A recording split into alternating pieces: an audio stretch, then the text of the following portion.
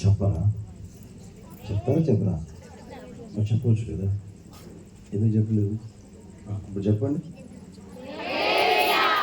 చేతులు ఎత్తండి, చేతులు ఊపండి. రెండు చేతులు ఊపుతాము గట్టిగా. హల్లెలూయా, హల్లెలూయా, హల్లెలూయా.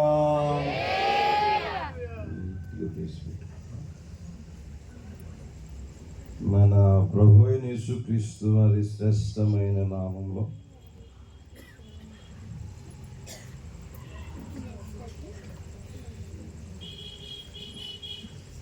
ఈ జీసస్ క్రైస్ట్ షాలోమ్ మినిస్ట్రీస్ నిర్వహించిన 10వ వార్షికోత్సవం ఉజ్జీవ సభలకు చివరి రాత్రి కూడి వచ్చిన మీ అందరికీ, దైవజనులకు, మీ అందరికీ కూడా హోసన్నా మినిస్ట్రీస్ తరపున శుభాభివందనాలు తెలియజేస్తూ ఉన్నా. అందరికీ వందనం, అందరికీ వందనం. ప్రభు అందరినీ ఆశీర్వదించును గాక. హల్లెలూయా. చెప్పొచ్చు కదా బిగ్గరగా, హల్లెలూయా.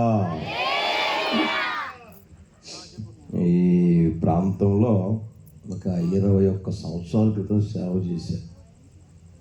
నిజామాబాద్లో ఒక సంవత్సరం 10 నెలలు అనుకుంటా, ఇంచుమించుకు 2 సంవత్సరాలు సేవ చేసేటప్పుడే ఈ ప్రాంతంలో సామి తెలుసు కదా, సామి వాళ్ళ తమ్ముడు సాగరు ఈ ఊరు అల్లుడు.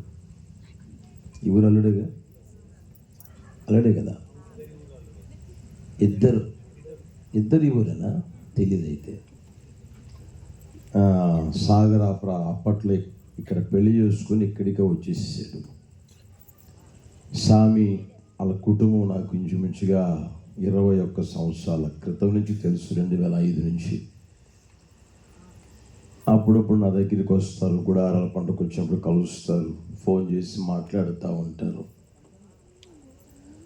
పోయిన సంవత్సరం, అంత ముందు సంవత్సరం అడిగారు, నా పాస్టర్ గారు ఇలా మీటింగ్స్ పెట్టుకుంటానన్నారు, వస్తారా అంటే, పాస్టర్ గారు పెట్టుకున్న డేట్లు అయితే కష్టం నాయనా, మా ఖాళీగా ఉన్నప్పుడు ఎప్పుడైనా రమ్మంటే వస్తామని చెప్పే. పోయిన సంవత్సరం కుదరలా. ఈ సంవత్సరం ముందు నుంచి జనవరి నుంచి అడుగుతా వస్తూ ఉన్నారు. పాపం దైవజనులు ఆశపడ్డారు కనుక, దేవుడు ఆశని తృప్తిపరిచేవారు కనుక, ఈ విధంగా నిన్నటి రోజున ఇవాళ రోజున ఈ ప్రాంతంలో సభలు ఏర్పరచగలిగేటట్లుగా ప్రభువారు సహాయం చేశారు. మమ్మల్ని ఆహ్వానించిన బిషప్ డాక్టర్ కె బాబురెడ్డి గారికి మరొకసారి ప్రత్యేకంగా హోసన్నా మినిస్ట్రీస్ తరపున వందనాలు తెలియజేస్తూ ఉన్నా. ప్రభు మిమ్మల్ని అందరినీ ఆశీర్వదించును గాక. గట్టిగా చెప్పొచ్చుగా. నోర్లు ఉన్నాయా లేవా? ఉన్నాయా? అక్కడ వస్తాయా? తగాదప్పుడు వస్తాయా? చెంగు దోగుతారా ఇటు తీసి? అప్పుడు వస్తాయి కదా నోరులు ఎక్కువ. అక్కడ నోరు మూసుకోండి. ఇక్కడ చెప్పండి గట్టిగా, గట్టిగా తెరవండి. నా ప్రభు మిమ్మల్ని అందరినీ ఆశీర్వదించును గాక. ఈ తెమ్మక్క పల్లిని దేవుడు ఆశీర్వదించును గాక. ఈ ప్రాంతంలో ఉన్న ప్రతి ఒక్కరిని కూడా ప్రభు ఆశీర్వదించును గాక. ఈ సేవని, సంఘాన్ని, పాస్టర్ గారు చేయుచున్న పరిచర్యని దేవుడు ఆశీర్వదించును గాక. ఇప్పుడే విన్నా, ఇంచుమించుగా 12 చోట్ల పరిచర్య చేస్తూ ఉంటారు పాస్టర్ గారని. ఈ వయసులో 12 చోట్ల సేవ చేస్తున్నంటే గొప్ప కార్యం. అర్థమవుతుందా? ఆ వయసు మనకు వచ్చేసరికి మనం ఎట్లుంటామో అర్థం కావట్లే. అవునా కదా? అందుకని సేవకుని కోసం మీరు బాగా ప్రార్థన చేయాలి. మీరు ఎంతకైనా సహకరించాలి. మీరు ధన్యులు. హల్లెలూయా. అంత గొప్ప పాస్టర్ గారు, అంత గొప్ప అనుభవం కలిగిన సేవకులు మీకు సేవకునిగా ఉండి సేవ చేయడం చాలా గొప్ప భాగ్యం. ప్రియమైన వాళ్ళ కనుక దేవుడు సేవని, సేవకుల్ని, సంఘాన్ని, వస్తున్న విశ్వాసుల్ని, ఈ ప్రాంతాన్ని, ప్రాంతంలో ఉన్నవారిని ఆశీర్వదించినట్లుగా ఒకసారి అందరూ స్తోత్రం స్తోత్రం అందామా? అనండి, చేతులు ఊపండి, గట్టిగా అనండి, గట్టిగా నోరు తెరవాలి, నాకు వినపడాలి. స్తోత్రం స్తోత్రం స్తోత్రం స్తోత్రం స్తోత్రం స్తోత్రం. హల్లెలూయా హల్లెలూయా. ఇదే ఫ్రీక్వెన్సీలో ఉండాల. ఫ్రీక్వెన్సీ తగ్గకూడదు మళ్ళా. హల్లెలూయా. నా దేవుడు నిండారులుగా అందరినీ ఆశీర్వదించును గాక. రాత్రి వచ్చిన వాళ్ళు ఒకసారి చేతులు ఎత్తండి. రాత్రి మేము వచ్చాము కూటానికి అన్నాళ్ళు పూర్తిగా ఎత్తవచ్చుగా దించండి. ఈరోజే మేము వచ్చాము అన్న చేతులు ఎత్తండి పూర్తిగా. ఈరోజు నేనంత బిజీగా ఉన్నారా? నిన్నంత బిజీగా ఉన్నారా? అది చేయకూడదు. మీ ప్రాంతంలోనే కదా, 2 రోజులే కదా, 2 రాత్రులే కదా. అటు చేయకూడదు. ఎప్పుడు ఎవరు వచ్చి కూటమి పెట్టినా, ఎవరు వచ్చి వాక్యం చెప్పినా వినాలి. విన్న తర్వాత మేలైన దాన్ని పరీక్షించాలి, సమస్తాన్ని పరీక్షించాలి, మేలైన దాన్ని చేపట్టాలి. అర్థమైందా?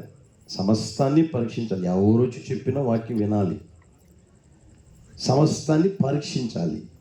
చెప్పేది దేవుని వాక్యంలో పొందిక ఉందా లేదా, దేవుని వాక్యం ఏం చెప్తుంది, వీళ్ళు ఏం చెప్పిపోతున్నారు అనేది పరీక్ష చేయాలి.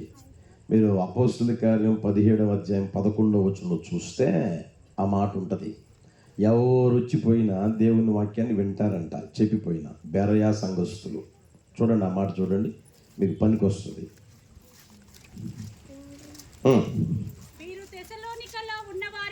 వీరు తెస్సలోనికలో ఉన్నవారి కంటే ఘనులై ఉండిరి గనుక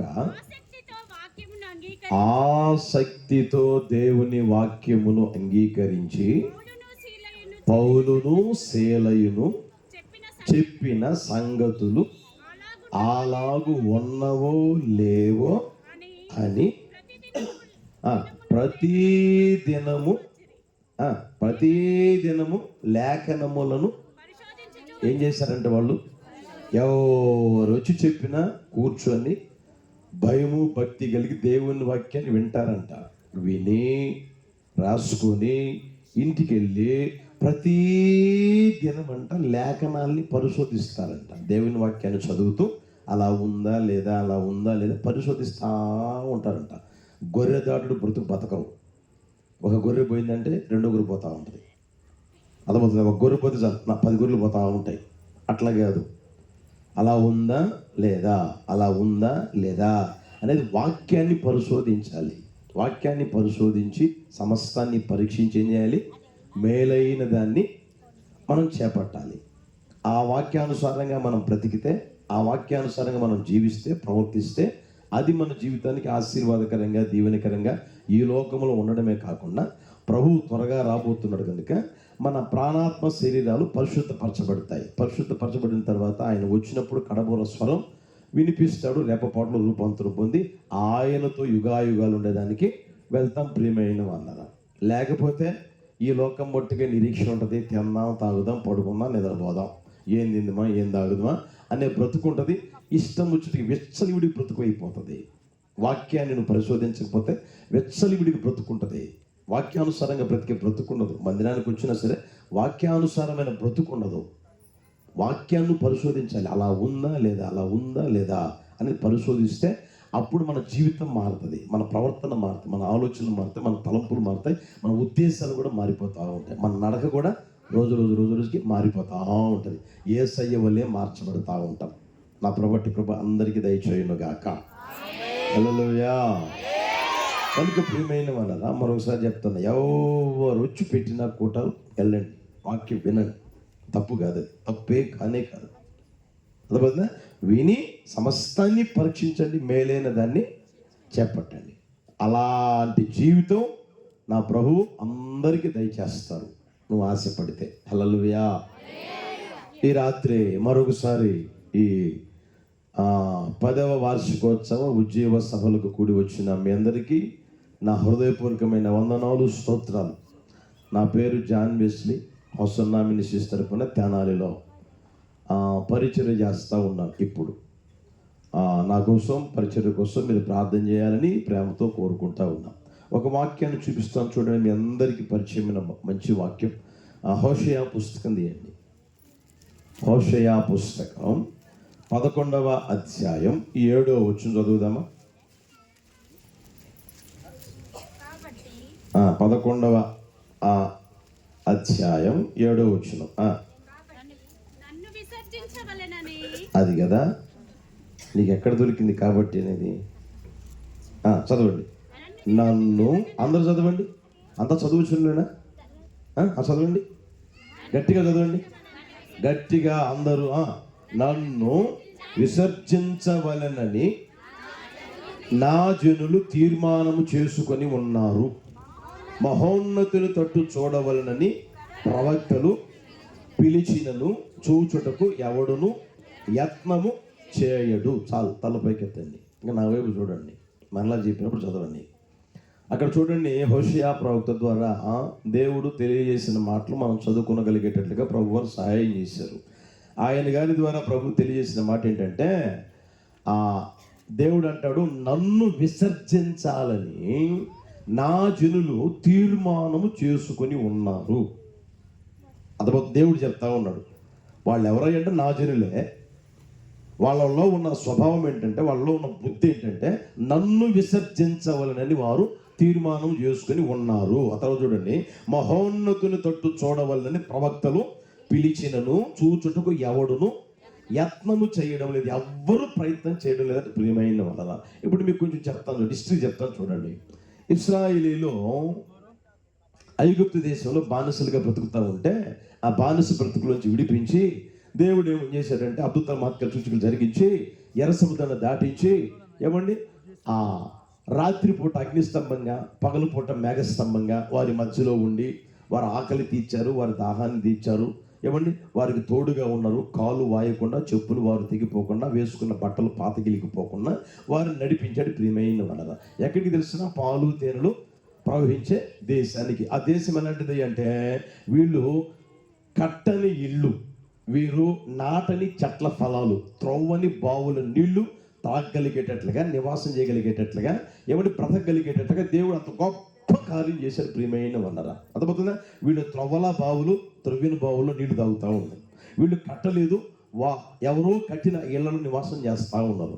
వీళ్ళు చెట్లు నాటలేదు, నాటకపోయినా సరే ఎవరో నాటిన ఫలాలు వీళ్ళు తింటా ఉన్నారు. ప్రియమైన అంటే కష్టం లేదు, ప్రయాసపడేది లేదు, ఉచితంగా కోసుకుంటా ఉన్నారు, తింటా ఉన్నారు. తిని తిని తిని తిని అప్పుడప్పుడు మనం అంటూ ఉంటాం, వాడికి కొవ్వు పట్టిందిరా అని. తెలుసా మీకు? వాడికి ఏం పట్టింది చెప్పండి? ఇంట్లో అమ్మా నాన్న సంపాదించి పెడతా ఉంటే తిని పని బాట లేకుండా వాడు కొవ్వు పట్టిన పనులు చేస్తూ ఉన్నారా అంటారు. అవునా కదా? అంటే అర్థం ఏంటి చెప్పండి? పని బాట ఏమి లేదు, కష్టపడేది లేదు, ప్రయాసపడేది లేదు, కాస్త ఇంటి పనికి పోయి సంపాదించేది కూడా లేదు. అర్థమవుతుందా? అలాంటి జీవితం దేవుడు వాళ్ళకు అనుగ్రహిస్తే వాళ్ళు ప్రియమైన వలన ఎంతో కృతజ్ఞత కలిగి, ఎంతో ఏమండి దేవుణ్ణి స్తుతిస్తా, మహిమపరుస్తా, ఘనపరుస్తా, ప్రభా ఇంత గొప్ప మేలు చేసావా, ఇంత గొప్ప ఆశీర్వాదం మాకు అనుగ్రహించావా, ఇంత గొప్ప దీవెన అనుభవించడం మేము చేసావా ప్రభా, మేము ఇల్లు కట్టాలంటే మాకు ఎంత ఖర్చు అవుతుందయ్యా, బావులు తవ్వాలంటే ఎంత అవుతుందయ్యా, ఈ చెట్లు నాటి ఆ ఫలాలు తినాలంటే ఎన్ని సంవత్సరాలు పడుతుందయ్యా, అవి ఏమీ లేకుండా మాకు తినగలిగేటట్లుగా చేసావు, తాగలిగేటట్లుగా చేసావు, ఉండగలిగేటట్లుగా చేసావయ్యా అని దేవుని స్తుతించకుండా వాళ్ళు ఏం చేస్తున్నారు చూడండి, నన్ను విసర్జించాలని అంటే విడిచిపెట్టాలని ఏమన్నాడు చూస్తే మనం నా జనులు తీర్మానం చేసుకున్నాడు. తీర్మానం చేస్తా ఇక నాకు దేవుడు వద్దు, ఇక దేవుడు అవసరం లేదు, మాకెవరు అవసరం, లోకం అవసరం, లోకంలో ఉన్నవి అవసరం, లోకంలో ఉన్న అవన్నీ మాకు అవసరం, మాకు దేవుడు అవసరం తీర్మానం చేసుకున్నాడట. అయితే దేవుడు అంటాడు ప్రతిరోజు పెందలకడనే దేవుడు ప్రవక్తల్ని పంపాడంట వాళ్ళ దగ్గరికి. అరే వాళ్ళు పోయి చెప్పండ్రా దేవుడు నా మాటలు చెప్పండ్రా, నా మాటలు చెప్పండ్రా అని ఎంత చెప్పినా సరే చూడండి అక్కడ మహోన్నతుని తట్టు చూచుటకు వారు ఎవడును యత్నం అంటే ప్రయత్నమే చేయడం లేదు. ప్రయత్నమన్నా చేస్తే ఏదన్నా అదేదంటారు, సాధన చేస్తే సాధ్యము కానిది లేదు అంటారు. అర్థమవుతుందా? సాధన చేస్తే సాధ్యం కానిది లేదు ప్రియమైన వాళ్ళు. అదేవిధంగా వీళ్ళు యత్నం కూడా చేయడం లేదంటారు. దేవుణ్ణి విసర్జించాలి తీర్మానం చేసుకుని ఇక నేను బట్టిన కుందేలకి 3 కాళ్ళు అన్న జీవితం జీవిస్తూ వాళ్ళు ఏం చేస్తారు అంటే అరే మహోన్నతుని తట్టు చూడండిరా, మహోన్నతుని తట్టు చూడండిరా, అసలు మహోన్నతుడు ఎవరో ఎరగనరా, తెలుసుకోండిరా బాబు అని ఎంత చెప్పినా పొరపాటు కూడా వినకుండా నడిపించబడతా ఉన్నారు ప్రియమైన వారు. అంటే వారు జీవిస్తున్న జీవితం ద్వారా దేవునికి అసంతృప్తి కలుగుతుంది. ఏమండి ఆ తర్వాత తెలిసి దుర్మార్గమైన పనులు చేస్తూ ఉన్నారు, తెలిసి తల బిరుసుగా నడిపించబడతా ఉన్నారు. పదే పిలిచినా వినిపించుకోవడం లేదు. పిలిచిన కొలది వాళ్ళు దేవునికి దూరం అయిపోతా ఉన్నారు. కొంతమంది చూడండి ఇంట్లో తల్లి చెప్పినా, తండ్రి చెప్పినా, స్నేహితులు చెప్పినా, అందరు చెప్పినా మాకు తెలుసులే పోవాయా. అర్థమవుతుందా? తల పిలుచుకోవాలి అనమాట. కొంచెం దూరం అయిపోతూ ఉంటారు కానీ దగ్గర పొరపాటు కూడా కాదనమాట. దేవునికి దగ్గర కాదు. అలాంటి పరిస్థితులు వాళ్ళు నడిపించబడతా ఉన్నారు ప్రియమైన వాళ్ళ. ఇంకా చూడండి ఇర్మియా పుస్తకం 7వ అధ్యాయం 17 చూస్తారా? ఇర్మియా పుస్తకం 7వ అధ్యాయం 17 చూడండి. నేను మీతో మాట్లాడినను. ఇర్మియా పుస్తకం 7:13. మీరు త్వరగా 10 ముగించమన్నారు మరి గట్టిగా. నేను మీతో మాట్లాడినను, పెందల కడ లేచి మీతో మాట్లాడినను, మీరు వెనకయు, మిమ్మల్ని పిలిచినను మీరు ఉత్తరం ఇయ్యకయు నుండిన వారై మీ క్రియలన్నిటిని ఏం చేశారంట అంటే వాళ్ళ పనులన్నీ చేశారంట. ఎంత దుర్మార్గమైన పనులు, ఎంత నీచమైన పనులు, ఎంత దేవునికి వ్యతిరేకమైన పనులు, దేవుడు నచ్చని, దేవుడు మెచ్చని ఆ స్వభావాల చేత నింపబడి రోజు చేస్తూనే ఉన్నారు. దేవుడు కూడా రోజు సేవకులను పంపి తెలియజేస్తారు. పెందల కడనే లేచి ఏం చేశారంట మీతో మాట్లాడినను, మీరు వెనకయు, మిమ్మల్ని పిలిచినను, ఉత్తరం మీకు నుండిన వారు మీ క్రియలన్నిటినీ చేస్తూనే ఉన్నారు ప్రియమైన వారరా. అయితే దేవుడు అంటాడు నా మాట వినండిరా, నా మాట వినండిరా, నా మాట వినండిరా, నా మాట వినండి, నా మాట వినండి అని దేవుడు ఏమంటే మీరు చూడండి ఆది కాండము నుంచి ప్రకటన గ్రంథం వరకు మీరు గమనిస్తే ఇదే మాట చెప్తాడు దేవుడు.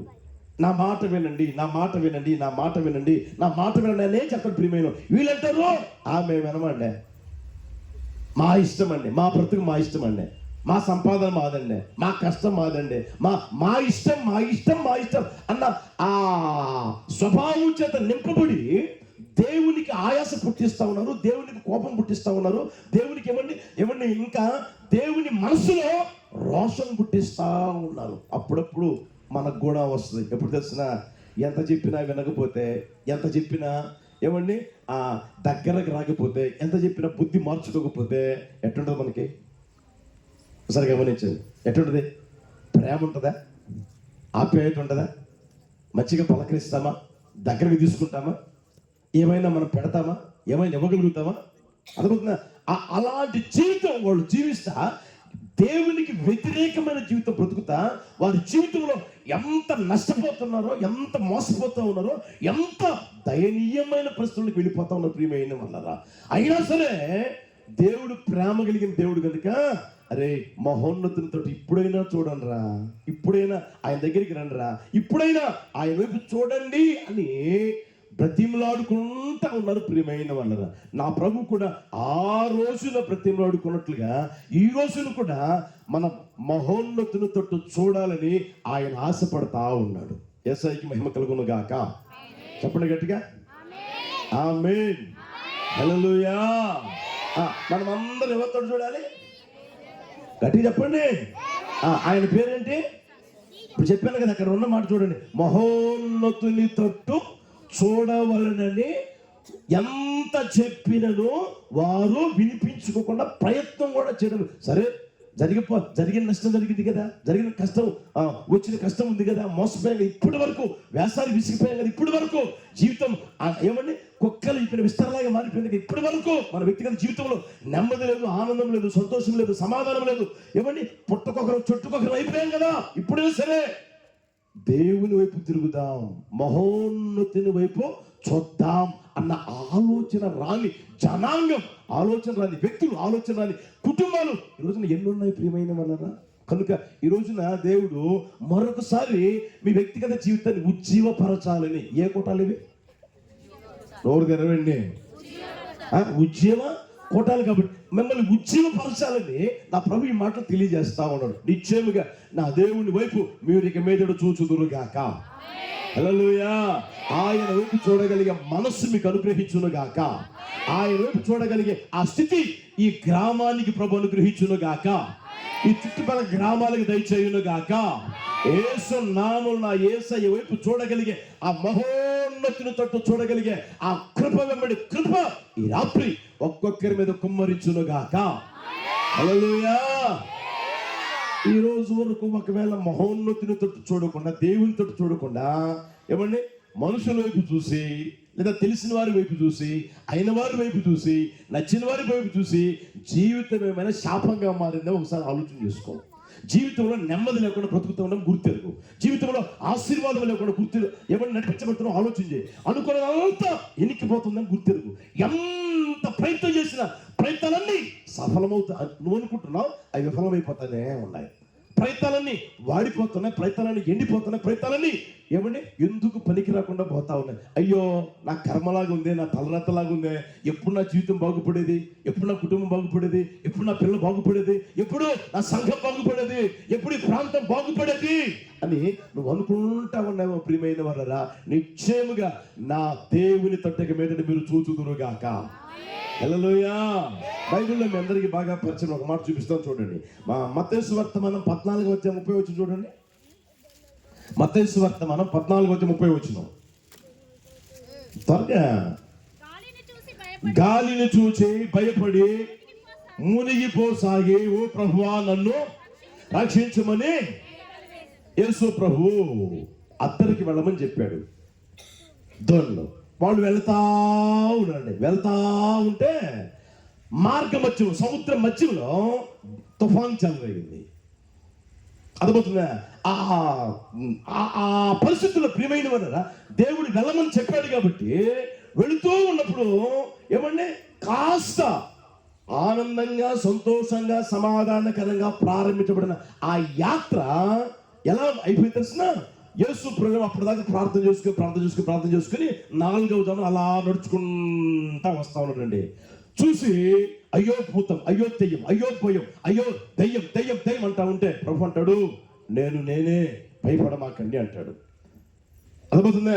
నీవే అయితే నేను నీళ్ల మీద నడిచేటట్లుగా నాకు సెలవివ్వని పేతురు అడిగాడు. ఎప్పుడైతే పేతురు అడిగాడో ఏమంటే అడిగిన వెంటనే, ఏంటి పేతురు అంత ఆశగా ఉందా నీళ్ళ మీద నడవాలని? అవునాయా అన్నాడు. రా అన్నాడు. ఏమంటే తోలులోంచి కాలు పెట్టాడండి. కాలు పెట్టేసరికి ఆ నీళ్లు గడ్డలాగా మారిపోయినాయి. అడుగు పెట్టుకుంటా వస్తా ఉన్నాడు. యేసు వైపు చూస్తూ అలా వస్తూ ఉన్నంత కాలం అంతసేపు ఆనందంగా సంతోషంగానే ఉంది. ఎప్పుడైతే గాలి చెలరేగితే, తుఫాను చెలరేగితే దాని వైపు చూశాడో, ఆ గాలి వైపు చూశాడో, అక్కడ రాయబడి మాట తెలిసిన మునిగిపోసాగి ఏమయ్యాడంట? ఎప్పుడు యేసయ్యకు చూస్తూ ఉన్నంతసేపు చెప్పండి, సముద్రంలో ఉన్న నీళ్లు కూడా గడ్డ కడితే ఏమండి ఆ గడ్డ మీద రోడ్డు ఏర్పడితే నడుచుకుంటా వస్తానే ఉన్నాడు. అర్థమైందా? అయితే ఎప్పుడైతే ఇటు చూశాడో గాలిని చూశాడో వీరి వెంటనే ఏమైతే తెలిసిన మునిగిపోసాగి అన్నాడు. ప్రియమైన వాళ్ళ కనుక ఈ రోజున ఈ మాటలు ఉంటున్న వ్యక్తిగత జీవితం ఒకసారి అనుభవం గుర్తెరుగు. ప్రియమైన వాళ్ళ నీ వ్యక్తిగత జీవితంలో కూడా మొదట బాగానే ఉంటుంది, మొదట ఆనందంగానే ఉంటుంది, మొదట సంతోషంగానే ఉంటుంది, మొదట ఎంతో ఉల్లాసంగా ఉంటుంది, ఎంతో వ్యక్తిగత జీవితంలో అంతా కలిగి ఉన్నట్లుగా, అన్నీ ఉన్నట్లుగా అనిపించి అలా నువ్వు ప్రయాణం చేస్తావు పోతా ఉంటే ఏమండి గాలు ఎదురు కాకుండా ఉంటాయా? చెప్పలేమండి.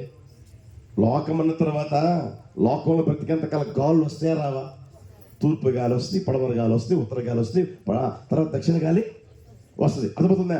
తూర్పు గాలి వచ్చినప్పుడు ఒక రకంగా ఉంటుంది, దక్షిణ గాలి వచ్చినప్పుడు ఒక రకంగా ఉంటుంది, పడమర గాలి వచ్చినప్పుడు ఒక రకంగా ఉంటుంది, ఉత్తర గాలి వచ్చినప్పుడు ఒక్కొక్క అనుభవం ఉంటుంది. అవునా కదా?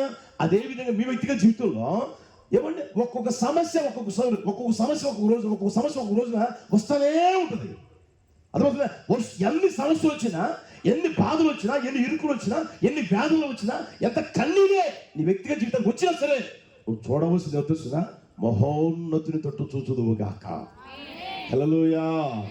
ఎంతగా అయితే మహోన్నతుని తట్టు నువ్వు చూస్తా ఉంటావో ఏమంటే ఆ గాలి ఏం చేయలేదు, ఇటు పక్క నుంచి వచ్చిన గాలి ఏం చేయలేదు, ఇటు పక్క నుంచి వచ్చిన గాలి ఏం చేయలేదు, ఇటు పక్క నుంచి వచ్చిన గాలి ఏం చేయలేదు, ఇటు పక్క నుంచి వచ్చిన గాలి కూడా నిన్ను ఏమీ చేయలేదు. ప్రియమైన సేఫ్ నడుచుకుంటా వెళ్తానే ఉంటావు. నువ్వు అత్తడికి వెళ్తావు, గురిని చేరతావు, గమ్యాన్ని చేరతావు. ప్రియమైన వాళ్ళ ఎప్పుడైతే ఇలా చూస్తావో, అటు చూస్తావో జీవితం ఏమవుతుంది చెప్పండి? ఇప్పుడు జీవితం ఏమవుతుంది? మునిగిపోసాగి.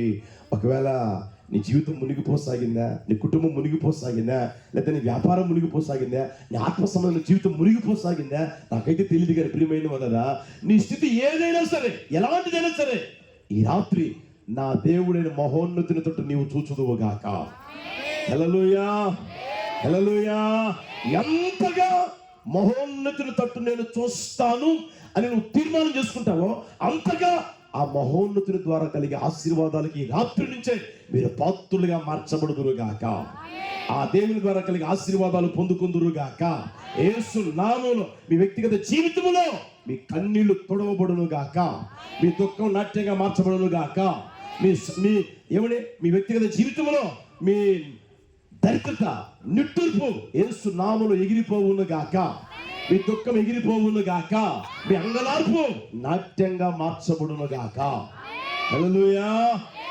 అనుభవం ప్రియమైన వాళ్ళ ఎలాంటి పరిస్థితులైనా సరే మనం ఏం చేయాల్సిందంటే యేసయ్య వైపు మనం చూడాలి. ఎవరి వైపు చూడాలి? చెప్పండి గట్టిగా. కొంచెం ప్రయత్నం చేయి. బైబిల్ ఉంది కదా, వాళ్ళు ఏం చేశారంట? ఎవడును యత్నం చేయలేదంట. వారి జీవితాలు పాడు దెబ్బగా మార్చబడినా, వాళ్ళ జీవితాలు పెంట దెబ్బగా మార్చబడినా వైపు మహోన్నతుల తట్టు చూసేదానికి ప్రయత్నమే చేయలేదట. అయితే ఈ రాత్రి మీకెందుకు చెప్తున్నా నాకైతే తెలియదు, కానీ ఇక మీదట మహోన్నతుల తట్టు మీరు చూచుదురుగాక. హల్లెలూయా. చూచుట ద్వారా కలిగే ఆశీర్వాదాలు మీకు తెలియజేస్తాను, జాగ్రత్తగా ఆలకించండి. నిశ్చయంగా ఈ రాత్రి ఆ ఆశీర్వాదాలు మీ తల మీదకి వచ్చి మీకు ప్రాప్తించునుగాక. మీరు మీ కుటుంబాలు అనుభవించుదురుగాక, ఈ ప్రాంతం అనుభవించునుగాక, సంఘం అనుభవించునుగాక. హల్లెలూయా. ఒక మాట చూపిస్తాను చూడండి, మొదటి మాట చూపిస్తాను చూడండి. కీర్తనల పుస్తకం 47వ అధ్యాయం 2వ వచనం చూడండి. కీర్తనల పుస్తకం 47వ అధ్యాయం 2వ వచనం. అందరూ చదవండి గట్టిగా. అందరూ కుర్చీలో ఉన్నవాళ్ళు కూడా అందరూ చదవచ్చు కదా. యెహోవా మహోన్నతుడు, భయంకరుడు, ఆయన సర్వభూమికి. మరలా చదవండి. యెహోవా మహోన్నతుడు, భయంకరుడు, ఆయన సర్వభూమికి. ఇప్పుడు నేను అడిగేదానికి సమాధానం చెప్పండి. యెహోవా ఎవరంట? గట్టి చెప్పండి. మహోన్నతుడు కదా. మహోన్నతుడైన దేవుడు ఎవరికి రాజు అయి ఉన్నాడంట? గట్టిగా చెప్పాలి. ఇప్పుడు మహోన్నతుడు సర్వభూమికి ఏమై ఉన్నాడంట? ఓకేనా? విశ్వసిస్తున్నారా? చెప్పండి గట్టిగా.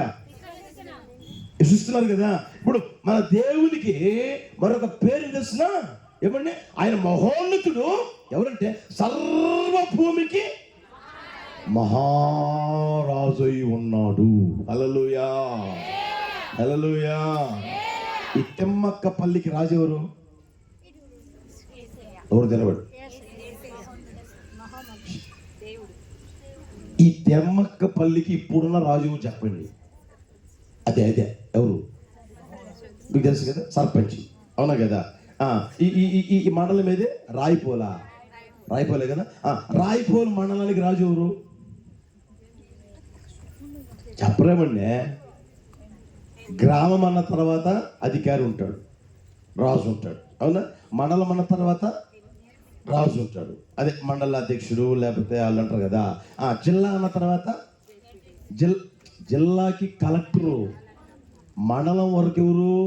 మండలాధ్యక్షుడు. జిల్లాకు పోయేసరికి ఆయన ఎందుకు పనికిరాడు, మళ్ళీ కలెక్టర్ హోదా. ఇప్పుడు తెలంగాణ రాష్ట్రానికి రాజు ఎవరు? రేవంత్ రెడ్డి గారు. అవునా? ఇప్పుడు మన భారతదేశానికి రాజు ఎవరు? నోరు తెరవండి. మోడీ పోయి అమెరికాలో పెత్తనం చేయమంటే చేస్తాడా? ఒకవేళ చేసేవాడికి అక్కడ వాళ్ళు ఏమంటారు? ఒప్పుకుంటారా? సరే, ఇప్పుడు రేవంత్ రెడ్డి గారు ఉన్నారు. రేవంత్ రెడ్డి గారు తమిళనాడు పోయి పెత్తనం చేస్తాడా? చేయగలడా? ఎందుకని వాళ్ళు ఏమంటారు? నువ్వు పోయి తెలంగాణ చూసుకోపోయా అంటారు. అవునా కదా? ఆయన వచ్చి ఇక్కడికి చూసినా కూడా నువ్వు పోయి తమిళనాడు చూసుకోపోవా అంటారు, నువ్వు పోయి ఆంధ్రాలో చూసుకోపోవా అంటారు. అవునా కదా? ఎందుకని వాళ్ళు రాజు ఎంతవరకు అంటే అంతవరకే. ఇక్కడ ఉన్న రాజు ఈ ఊరికే, పక్కకు పోతే కుదరదు. గజ్వేలకు పోయి వ్యవహారం చేస్తాడంటే పెత్తనం చేస్తాడు, కుదరదు. ఇక్కడ సర్పంచ్. అర్థమైందా? ఇప్పుడు అర్థమైందా? గుర్తెరగని ప్రియమైన గ్రామానికి రాజు ఉంటాడు, మండలానికి రాజు ఉంటాడు, రాష్ట్రానికి రాజు ఉంటాడు, దేశానికే రాజు ఉంటాడు. అయితే ప్రియమైన వలన ఇక్కడ ఆయన అక్కడికి పోయి అధికారం చేయలేడు, అక్కడ ఆయన ఇక్కడ వచ్చి అధికారం చేయలేడు. అయితే మనం ఆరాధిస్తున్న దేవుడు ఎవరు? గట్టిగా చెప్పండి. ఈ తిమ్మక్కపల్లికే కాదు, ఈ గజ్వేల్ మండలానికే కాదు, లేకపోతే రాయపూర్ మండలానికే కాదు, లేదా తెలంగాణకి కాదు. ఏమంటే భూమి మీద నాడి ఆడుతూ బ్రతుకుతున్న ప్రతి మనిషికి ఆయనే రాజు. హల్లెలూయా. సార్ గట్టిగా చప్పట్లు కొట్టండి, గట్టిగా స్తోత్రం చెప్పండి, స్తోత్రం చెప్పి చప్పట్లు కొట్టండి, స్తోత్రం అనండి.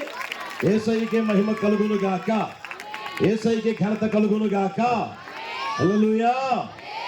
ఇప్పుడు మన దేవుడు ఎవరు చెప్పండి గట్టిగా? మహోన్నతుడు ఎవరు? సర్వ భూమికి రాజు. హల్లెలూయా. రాజు ఏం చేస్తాడు అంటే రాజ్యాన్ని, చెప్పండి గట్టిగా, రాజు ఏం చేస్తాడు? రాజ్యాన్ని పరిపాలన చేస్తాడు. ఇప్పుడు మనందరికి రాజు ఎవరు? నజరేయుడైన యేసు. సర్వభూమికి ఎవరు? రాజు. అవునా కదా? ఆయన రాజ్యములో ఉన్న ప్రతి ఒక్కరికి ఆయనే రాజు, ఆయనే ఏలుబడి చేస్తాడు, ఆయనే ఏలుబడి చెయ్యాలి. మనం అందరం కూడా ఎవరి ఏలుబడిలో ఉండాలి? నజరేయుడైన యేసయ్య ఏలుబడిలో ఉండగలిగే ఆ స్థితిలోనికి రావాలి ప్రియమైన వాళ్ళు. అర్థమవుతుందా? ఇప్పుడు ఎప్పుడైతే రాజ్యాన్ని పరిపాలన చేస్తున్న రాజు యొక్క ఏలుబడిలో ఉంటారో రాజు ద్వారా కలిగే ఆశీర్వాదాలన్నీ చెప్పండి అనుభవిస్తారా? వస్తాయా రావా? ఇప్పుడు సీఎం గారు ఉన్నారు ఇక్కడ, ఇప్పుడు మీరు తెలంగాణ స్టేట్లో ఉన్నారు. ఇప్పుడు ఆయన ద్వారా కలిగే అన్ని ఎవరు అనుభవిస్తారు? చెప్పండి. ఆంధ్ర వాళ్ళకి వస్తాయా? ఎందుకని? అవునా కదా? ఇప్పుడు దేవుడు మనకు రాజు అయితే దేవుడి ద్వారా కలిగే అన్ని చెప్పండి గట్టిగా. అందుకని ప్రభు అంటాడు, నావన్నీ చెప్పండి, నావన్నీ నావన్నీ ఆయన మహిమే అయినా, ఏమండి, ఆయన ఘనతే అయినా, ఆయన గౌరవమే అయినా, ఆయన గొప్పతనమే అయినా, ఆయన ఐశ్వర్యమే అయినా, ఆయన ఏమండి ఆశీర్వాదమే అయినా, ఆయనకి సంబంధించింది ఏదైనా సరే ఎవరిది? మనది. బైబిల్లో ఒక మాట ఏమని తెలిసిన, తన సొంత కుమారుణ్ణే ఈ లోకానికి పంపిన వాడు ఆయనతో పాటు సమస్తం మనకెందుకు అనుగ్రహింపుడు అని దైవ పలుగారు అన్నారు ప్రియమైన వల్ల. అర్థమవుతుందా? కనుక ప్రియమైన వల్ల ఎవరైతే దేవుని యొక్క ఏలుబడిలో, మహోన్నతుని యొక్క ఏలుబడిలో వస్తారో ఆయన ఏలుబడిలోకి వస్తారో అప్పుడు దేవుని ద్వారా కలిగే ఆశీర్వాదాలన్నీ ఒక్కొక్కరు అనుభవించుదురుగాక. హల్లెలూయా. ఇప్పుడు చూడండి, మీకు అర్థమైందని చెప్తాను. ఆ రోజున దేవుడు లోకమంతటిని నోటి మాటతో కలుగు చేశారు. లోకమంతటిని కలుగునుగాక కలుగునుగాక కలుగునుగాక కలుగునుగాక. మొదటి అధ్యాయం అంతా చూడండి కావాలంటే. ఆది కాండం మొదటి అధ్యాయం చదివితే కలుగునుగాక కలుగునుగాక కలుగునుగాక అన్నీ కలిగిపోయాయి. మనిషిని కలుగునుగాక అన్నాడా? చెప్పండి గట్టిగా. అన్లా. మనిషిని ఏం చేశారంటే మట్టిని తీసుకొని ఏమండి ఆయన ఎలా అయితే ఉన్నాడో ఆ రూపాన్ని ఏర్పరిచి ఏమండి నోట్లో నోరు పెట్టి జీవవాయువుని ఊదగా జీవించు ప్రాణి ఆయన దేవుని వాక్యం తెలియజేస్తుంది. అర్థమవుతుందా? అంత మనిషిని ప్రేమించాడు, అంత మనిషి పట్ల ఆప్యాయత కనబరిచాడు ప్రియమైన వలన మనిషికి అవసరమైన సమస్తం కలుగు చేసిన తరువాతే మనిషిని కలుగు చేశాడు. అర్థమవుతుందా? అప్పుడు మీరు చూడండి, దేవుడు వారిద్దరిని పిలిచి వారిని ఏం చేశాడంట? వారిని ఆశీర్వదించును. ఎట్లనగా మీరు అభివృద్ధి పొంది విస్తరించి భూమిని నిందించండి, ఆ తర్వాత ఏలుబడి చెయ్యండి. ఏలుబడి చెయ్యండి అని మనకు దేవుడు ఆ రోజు మనిషికి అధికారం ఇస్తే మనిషి ఏం చేశాడు అంటే దేవుని ద్వారా కలిగే మొత్తం పోగొట్టుకున్నాడు. అర్థమైందా? మొదటేమో దేవుడు అన్ని ఇచ్చాడు, ఆయన అన్నీ ఇచ్చాడు. ఆ తోటలో సమస్తాన్ని తినండి అన్నాడు. అది ఆ మధ్యలో మాత్రం మీరు తినొద్దు అని అంటే మనిషి పాడు బుద్ధి, మనిషి దరిద్ర బుద్ధి తెలిసినా ఏదైతే వద్దంటారో అదే చేస్తారు. అర్థమవుతుందా? ఇంట్లో పడుతున్నాడు అనుకో, అది వద్దులే అమ్మాయి అని అనుకో, ఆ మనిషి అదే చేస్తాయి. అందుకే తినించుకునేది. అవునా కదా? ఆ ఇంటికి పోవద్దు అంటే నేను ఆడికే పోతాను అంటది. వాళ్ళతో సహవాసం చెయ్యొద్దు అని అంటే మంచి బుద్ధి ఏంది? వాళ్ళతోనే చేస్తాయి. అమ్మ బూతులు మాట్లాడొద్దు అని అనుకో, వాళ్ళు మాట్లాడేదే. అర్థమవుతుందా? బూతులు. అర్థమవుతుందా? ఏదైతే చెయ్యొద్దు అంటారో అదే చేస్తాడు మనిషి. ఎందుకు తెలిసిన? మనిషి దరిద్ర బుద్ధి అది. అయితే చూడండి ప్రియమైన వాళ్ళరా, దేవుడేమో ఏలుబడి చేయండి అని అన్ని మనిషి చేతుల్లో పెడితే మనిషి ఏం చేశాడంటే పాపము చేసి తినవద్దన్న పండు తిని, ముట్టవద్దన్నది ముట్టి, చూడవద్దన్నది చూసి ఏమండి ఆ తర్వాత దేవుని ద్వారా కలిగిన సమస్తం పోగొట్టుకున్నారు. తోట పోగొట్టుకున్నారు, ఆశీర్వాదం పోగొట్టుకున్నారు, ఘనత పోగొట్టుకున్నారు, గౌరవం పోగొట్టుకున్నారు, ఆహారం పోగొట్టుకున్నారు, నీళ్లు పోగొట్టుకున్నారు. ఇప్పుడు అన్ని పోగొట్టుకొని ఇప్పుడు తోటలో నుంచి గెంటి వేయబడి ఇప్పుడు చెమట కారుస్తా ఉన్నారు. చెమట కాచి పొలం దున్ని విత్తనాలు విత్తి ఏమండి అది ఆ పంట కోసం ఎదురు చూసి కష్టపడి అవి చేతికి వస్తే అప్పుడు కడుపు నింపుకునే స్థితి కలిగింది ప్రియమైన వలన. దానికి కారణం ఏంటో తెలిసిన? మనిషి చేసిన చెప్పండి తప్పు, మనిషి చేసిన పాపం, మనిషిలో ఉన్న లోపం, మనిషిలో ఉన్న పాడు బుద్ధి, మనిషిలో ఉన్న దరిద్ర బుద్ధి ప్రియమైన వలన. అర్థమవుతుందా? ఏలుబడి ఇచ్చేది దేవుడు అనుగ్రహిస్తే మనిషికి ఈ రోజున ఏలుబడి పోగొట్టుకొని ఇంకొకరి వలన ఏలుబడి చేయబడతా ఉన్నారు, ఇంకొక దాని వలన ఏలుబడి చేయబడతా ఉన్నారు. ఆ వాక్యం చూపిస్తాం చూడండి. ఆ యెషయా పుస్తకం 25:13 చూస్తారా? యెషయా పుస్తకం 23:25-13 త్వరగా. యెషయా పుస్తకం 25:13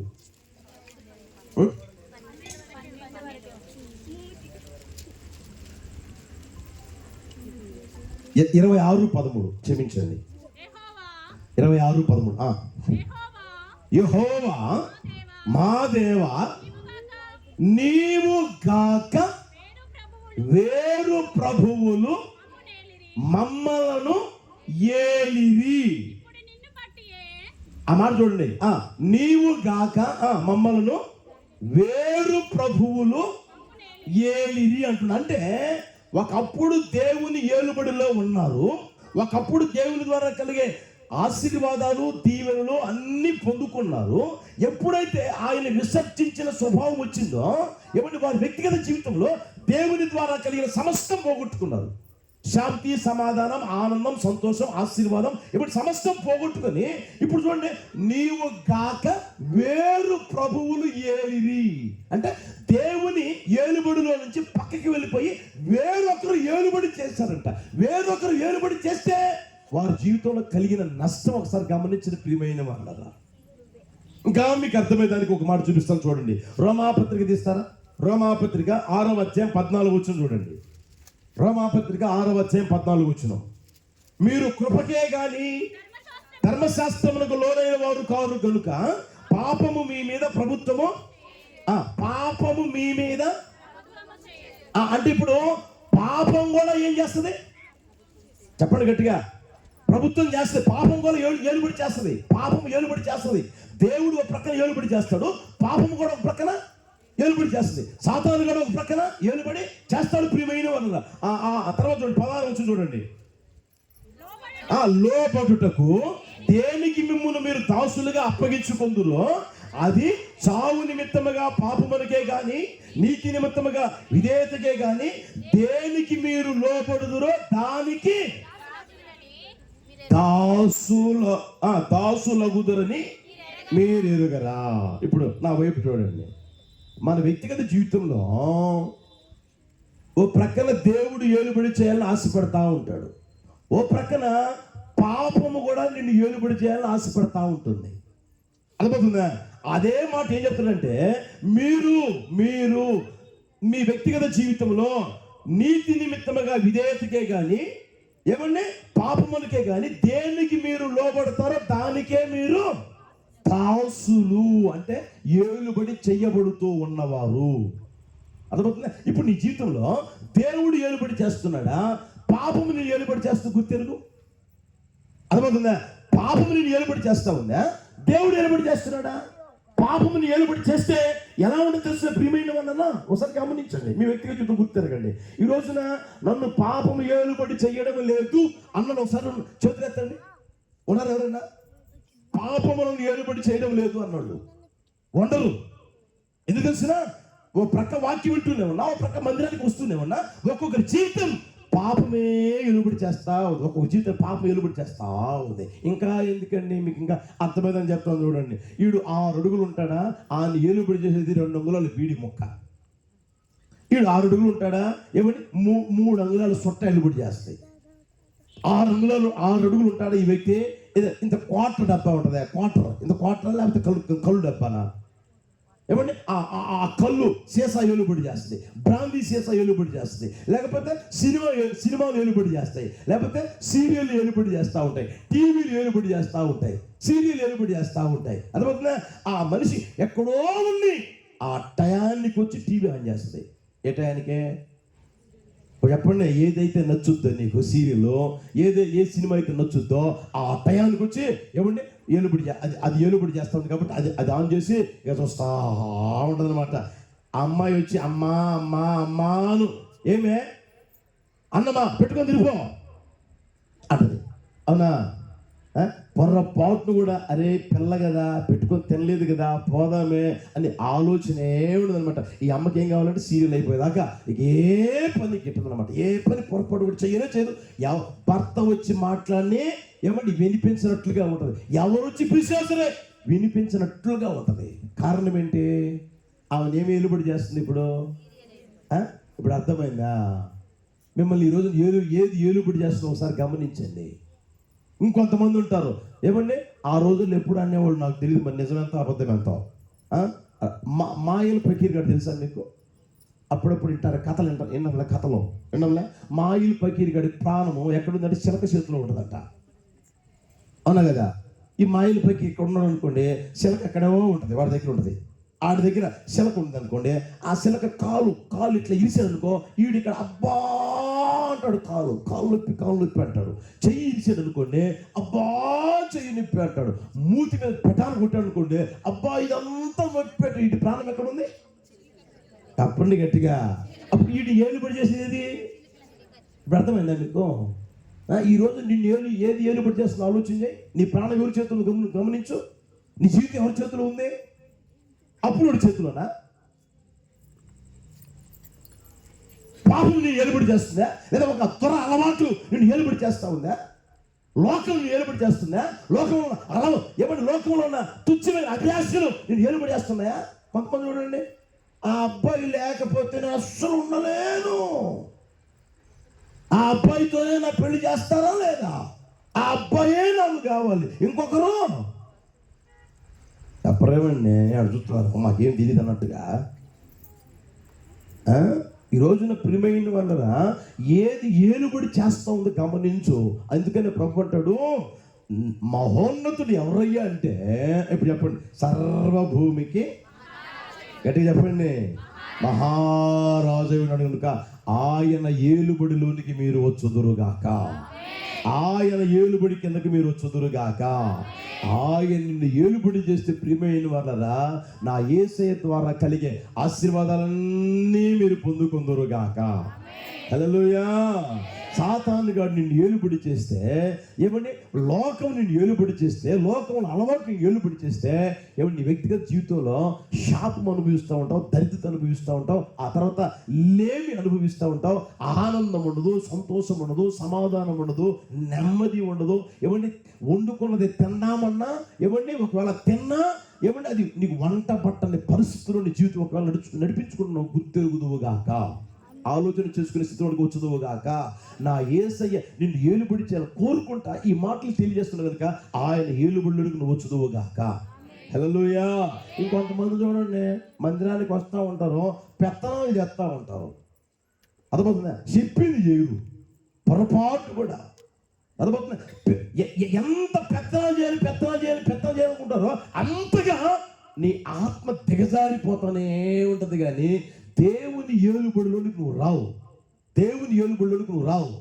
అర్థమవుతుందా? సర్వభూమికి రాజు కనుక ఆ రాజు అయిన యేసయ్య ఏలుబడిలోనికి మనం వచ్చుదుముగాక.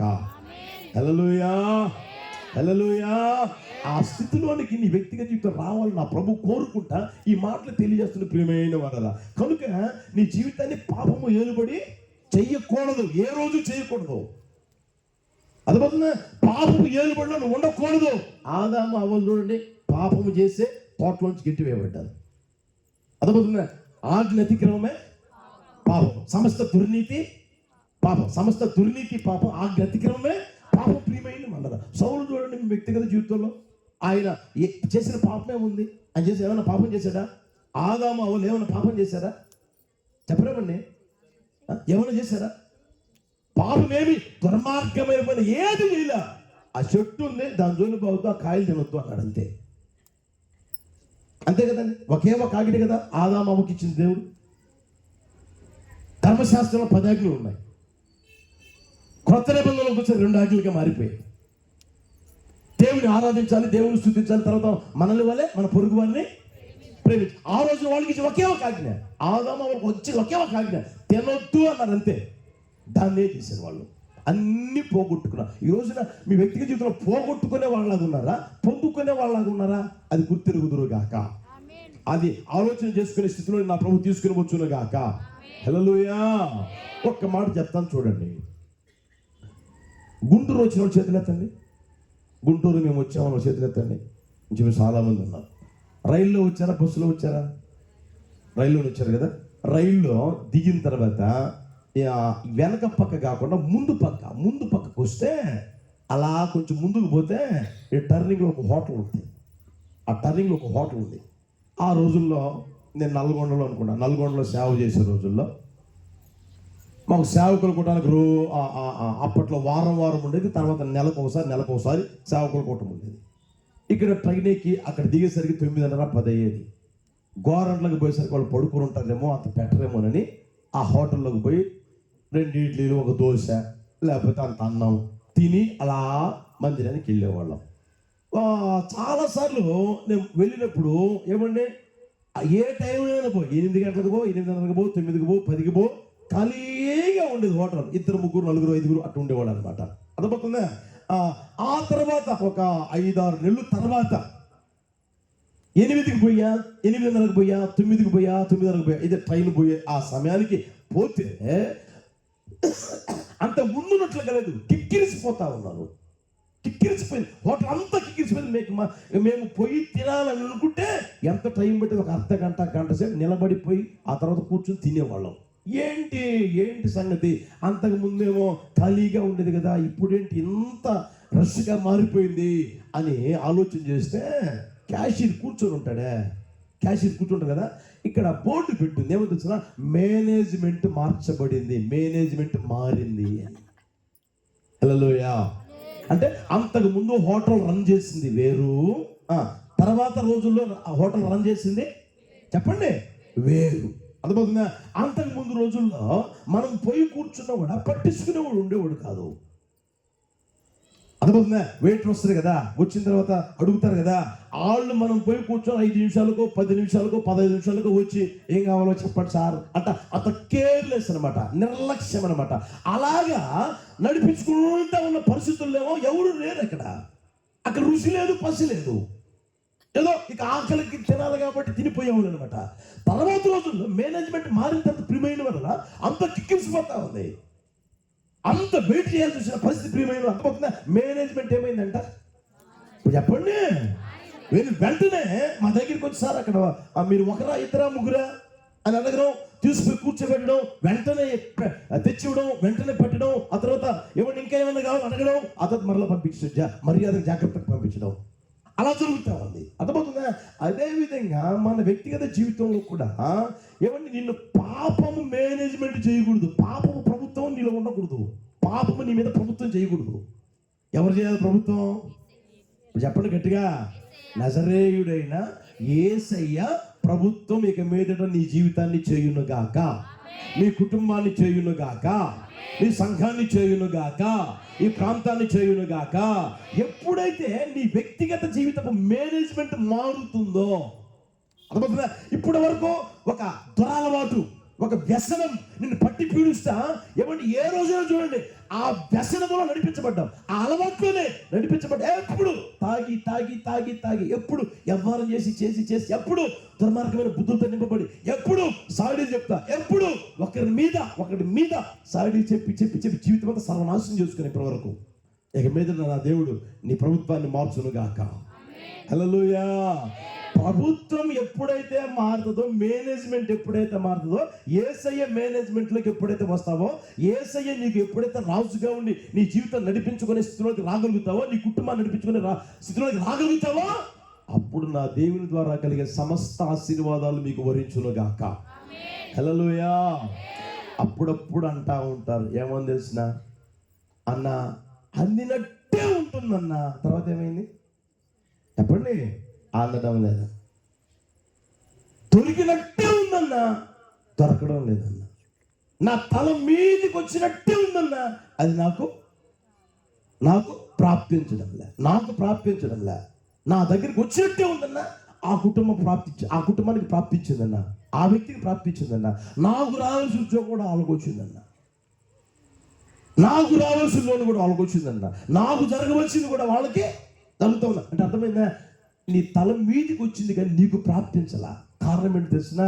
నువ్వు మరలా మందిరానికి వస్తూనే ఉంటావు, మరలా సప్పట కొడతానే ఉంటావు, ఏమంటే మరలా మైక్ ఇస్తే పాట కూడా బ్రహ్మాండంగా పాడుతూనే ఉంటావు, అదే అన్నీ ఉన్నాయి, బాగానే ఉన్నాయి. అయితే ప్రభుత్వం మారలా. నీ వ్యక్తిగత జీవితంలో పాపం ఇంకా విడిచిపెట్టడంలే. పాపంలో వచ్చే జీతం ఏంది చెప్పండి? మరణం ఎలాంటిదంట? నిత్య, అక్కడ అగ్ని ఆరదు, పురుగు సావదు. అదైనా గుర్తు పెట్టుకునే జీవితంలో ఇక మీదటైనా పాప ప్రభుత్వంలో నుంచి ఒక గొప్ప విడుదల పొంది ఇక మీదటైనా యేసయ్య ప్రభుత్వంలోనికి వచ్చుదువుగాక. హల్లెలూయా, హల్లెలూయా. నీవెవరివైనా సరే, నువ్వు ఉన్నవాడివా, లేనివాడివా, దరిద్రుడివా, ధనికుడివా, ఆసామివా, భూస్వామివా, లేకపోతే ఏమండి ఆ పూట ఏమండి పని చేసుకుంటే కానీ, రెక్కాడితే కానీ డొక్కాడని జీవితం జీవిస్తున్న వ్యక్తివైనా సరే, నీ ప్రభుత్వం ఎప్పుడైతే మారుతుందో నీ జీవితం మారిపోతుంది. హల్లెలూయా. నా దేవుని ద్వారా కలిగే ఆశీర్వాదాలు తప్పకుండా మీ మీదకి వచ్చునుగాక. ఎంతకాలం అయితే పాపమే కావాలి, ఏమంటే లోకమే కావాలి, లోకంలో ఇచ్చలే కావాలి అనుకుంటూ నడిపించబడతావా, అంతకాలం వస్తానే ఉంటావు, పోతానే ఉంటావు, అంతే. దేవుని ద్వారా కలిగే ఆశీర్వాదం నీకు పొరపాటు కూడా రాదు. ఒకవేళ శరీర సంబంధంగా డబ్బు ఉండొచ్చు, శరీర సంబంధంగా ఆస్తి ఉండొచ్చు, శరీర సంబంధంగా ఏమైనా ఉండొచ్చు, ఆత్మ సంబంధమైన ఆశీర్వాదం నీకు కావాలి ప్రియమైన వాళ్ళరా. హల్లెలూయా, హల్లెలూయా. అంటే నా యేసయ్య ద్వారా కలిగే ఓ గొప్ప రక్షణకి నువ్వు పాత్రుడిగా మార్చబడుదువుగాక. హల్లెలూయా, హల్లెలూయా. అట్టి స్థితిలోకి నా ప్రభు తీసుకుని వచ్చునుగాక. కనుక ప్రియమైన వాళ్ళరా, నీ జీవితంలో ఏలుబడి మారాలి. అర్థమవుతుందా? పాప ప్రభుత్వంలో ఉన్నారా, ఇక మీద నా యేసయ్య నీకు ప్రభువుగా ఉండునుగాక. ఆయన ప్రభుత్వంలో నువ్వు నడిపించబడుదువుగాక. ఆయన ప్రభుత్వంలో నువ్వు వస్తే ప్రియమైన వాళ్ళరా, నెమ్మదిగా ఏది తిన్నా తినకపోయినా, ఉన్నా లేకపోయినా, మంచి బట్టలు కట్టుకున్నా కట్టుకోకపోయినా, మంచి స్థితి ఉన్నా లేకపోయినా ఆయన ప్రభుత్వంలో ఆనందంగా, సంతోషంగా, సమాధానకరంగా జీవిస్తాం. హల్లెలూయా. కొంతమంది చూడండి, లక్షలు ఉన్నాయండి అంటారు. బంగారం ఉందండి, వెండి ఉందండి, మణిమాణిక్యాలు ఉన్నాయండి అంటారు. ప్రియమైన వాళ్ళ జీవితంలో నెమ్మది ఉందంటే నెమ్మది ఉండదు. జీవితంలో సంతోషం ఉందంటే సంతోషం ఉండదు. కుటుంబంలో సమాధానం ఉందంటే కుటుంబంలో సమాధానం ఉండదు. అయితే యేసు ప్రభుత్వం వస్తే ఆయన నా శాంతినే నేను మీకు అనుగ్రహించుచున్నాను, అది లోకం ఇచ్చినట్లుగా కాదు ప్రియమైన వాళ్ళ. కనుక నిశ్చయముగా నా యేసయ్య ఏలుబడిలోనికి మీద మీరు వచ్చుదురుగాక. హల్లెలూయా. ఇంకొక మాట చెప్తాం చూడండి, ద్వితీయోపదేశకాండ 33:26. 33:26 త్వరగా. ద్వితీయోపదేశకాండ 33:26.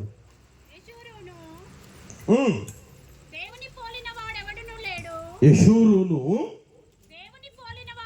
దేవుని పోలిన వాడు ఎవడునూ లేడు, ఆయన నీకు సహాయము చేయుటకు ఆకాశవాహనుడై వచ్చును, మహోన్నతుడై మేఘవాహనుడు అగును. హల్లెలూయా. మొదట మీకు చెప్పి, మహోన్నతుడు ఎవరయ్యా అంటే సర్వభూమికి రాజై ఉన్నాడు. ఆ రాజు యొక్క పరిపాలనలోనికి మనం రాగలగాలి. హల్లెలూయా. రెండవది ప్రియమైన వారు, అక్కడ చూడండి, మన దేవుడు ఎవరు అంటే మహోన్నతుడై ఉన్నాడు. ఆయన మహోన్నతుడై ఉండి ఆయన ఏం చేస్తాడంటే మనకు సహాయము చేయునుగాక. చెప్పండి గట్టిగా, గట్టిగానే నామేనండి, చేతులు ఊపుతానండి గట్టిగా. సహాయము చేయునుగాక, నీకు సహాయము చేయునుగాక, నీ పిల్లలకు సహాయం చేయునుగాక, నీ ప్రాంతానికి నా యేసయ్య సహాయం చేయునుగాక. హల్లెలూయా. యేసయ్య మహోన్నతుడు కనుక ఆయన ఏం చేస్తాడు తెలిసిన, సహాయం చేస్తానే ఉంటాడు. ప్రియమైన వాళ్ళ అర్థమవుతుందా? నా దేవుని సహాయం నువ్వు పొందగలగాలి. నా దేవుని సహాయం నీ వ్యక్తిగత జీవితంలో నువ్వు చూడగలగాలి. నా దేవుడు నీకు సహాయకుడై ఉండగలగాలి. నా దేవుడు నీకు సహాయకుడై ఉండగలగాలి. మనిషి కాదు, అర్థమవుతుందా? రాజకీయ నాయకుడు కాదు, తెలిసిన వారు కాదు, అయిన వారు కాదు. ప్రియమైన వారు, దేవుడే నీకు సహాయకుడై ఉండును గాక. హల్లెలూయా. బైబిల్లో ఒక మాట చూపిస్తా, చూస్తారా? రాజుల 2వ పుస్తకం 14:26 చూడండి. రాజుల 2వ పుస్తకం 14:26 అక్కడ రాయబడిన మాట చూడండి. ఏలయనగా అల్పులేమి గనులేమి ఇశ్రాయేలు వారికి సహాయులెవరును లేకపోయారంట. ప్రేమ సహాయులు ఎవరు లేకపోయారంట.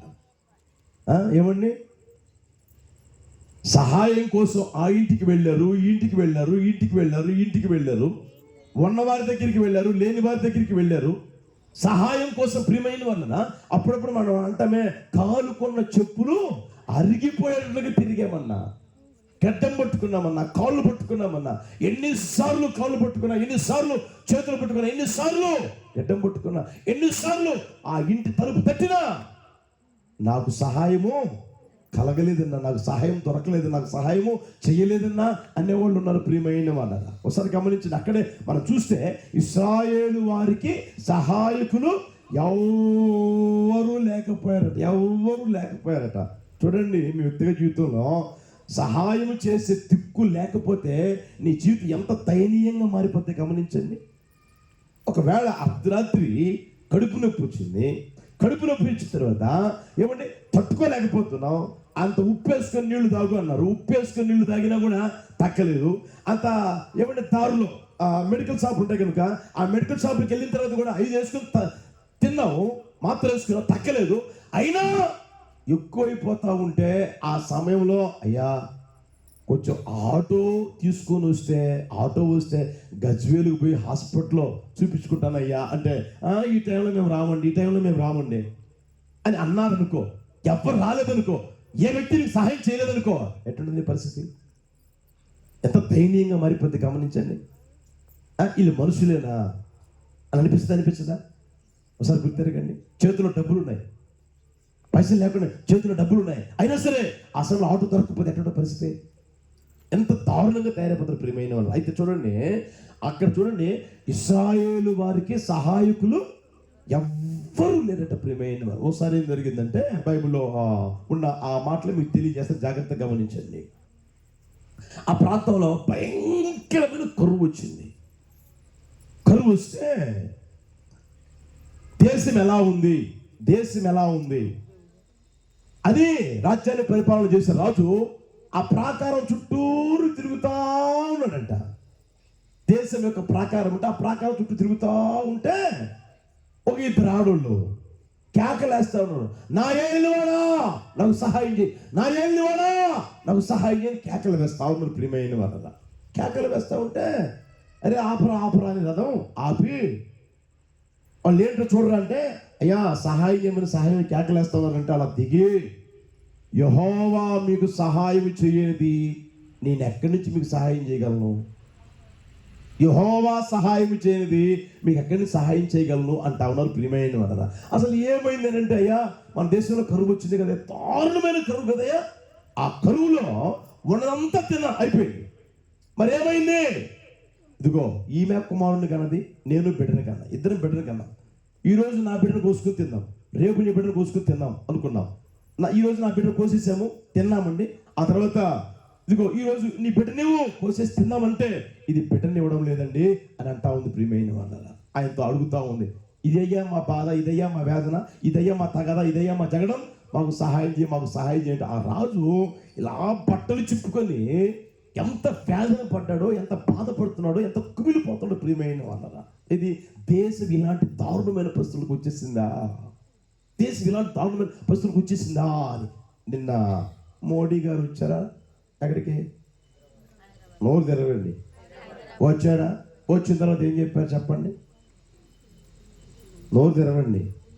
విదేశీ యాత్రలో చెప్పండి చేయొద్దు అన్నాడా లేదా? పెట్రోలు, డీజిలు, కిరోసిను, గ్యాసు చెప్పండి పొదుపుగా అన్నాడా? ఎందుకని చెప్పండి, ఎందుకని? ఎగుమతులు దిగుమతులు తగ్గిపోయాయి, రావడంలే. ఇప్పుడు మనకు తెలియకపోయినా ఏలుబడి చేసే వ్యక్తి తెలుసు తెలియదు సమస్తం. అందుకే చెప్తా ఉన్నాడు, ముందుగా చెప్తా ఉన్నాడు ప్రియమైన వల్ల. అంటే ఆ దయనీయమైన పరిస్థితి కలుగుతుంది, వస్తుంది, దారుణమైన పరిస్థితి వస్తుంది అని ముందుగానే చెప్తున్నాడు. అయితే ఇక్కడ చూడండి, ఆల్రెడీ వచ్చేసింది, సహాయం చేసి ఎవ్వరు లేరు. అలాంటి పరిస్థితుల్లో పిల్లను కోసుకొని తిన్న రోజులండి. పిల్లను కోసుకొని కడుపును పుట్టి ఏమంటే నవమాసాలు మోసి కానీ పెంచుకుంటున్న పిల్లలు కోసుకొని తిన్న ఆ సమయం ఎంత దారుణంగా ఉంటుంది గమనించండి. సహాయం లేకపోతే ఒకవేళ నీ వ్యక్తిగత జీవితంలో ఇలాంటి దారుణమైన పశువు ఒకవేళ వెళ్ళిపోయాము నాకైతే తెలియదు, కానీ ప్రభు అంటాడు ఏమండి, దేవుని వాక్యం సత్యం ఏంటంటే అక్కడ మహోన్నతుణ్ణి నేను నీకు సహాయం చేస్తాను.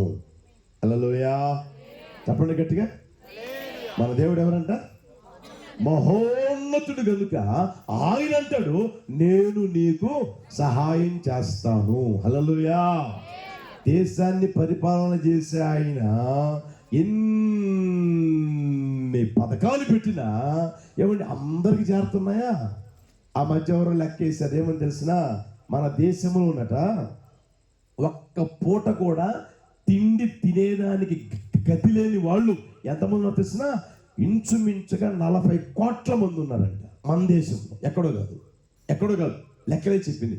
మన దేశంలో రోజుకి ఒక్క పూట గడిస్తే చాలు అనుకుంటూ 40 కోట్ల మంది ఉన్నారంట. ఎంత దారుణమైన పరిస్థితి గమనించండి. అదే సమయంలో ఎన్ని పథకాలు పెడుతున్నారు, ఎన్ని కోట్లు ఖర్చు పెడుతున్నారు, ఎన్ని లక్షల కోట్లు, ఎన్ని కోట్లు ఖర్చు పెడుతున్నారు. అయినా సరే దేశానికి అంత ఆహారం పెట్టగలుగుతున్నారా? దేశంలో ఉన్న వారికి ఏమంటే సదుపాయాలు కలుగు చేయగలుగుతున్నారా అంటే లేనే లేదు ప్రియమైన వారు. అయితే మహోన్నతుడు సహాయం చేస్తే, హల్లెలూయా చెప్పండి, గట్టిగా చెప్పండి, హల్లెలూయా. మహోన్నతుడు సహాయం చేస్తే ఎలా ఉంటుంది తెలిసినా? చూడండి, ఏ ఐగుప్తు దేశంలో నుంచి బయలుదేరిన కాల్వడం ఎంతమంది? చెప్పండి. ఐగుప్తు దేశంలో బయలుదేరి కాలబలం ఎంతమంది? 6 లక్షల ఉంది.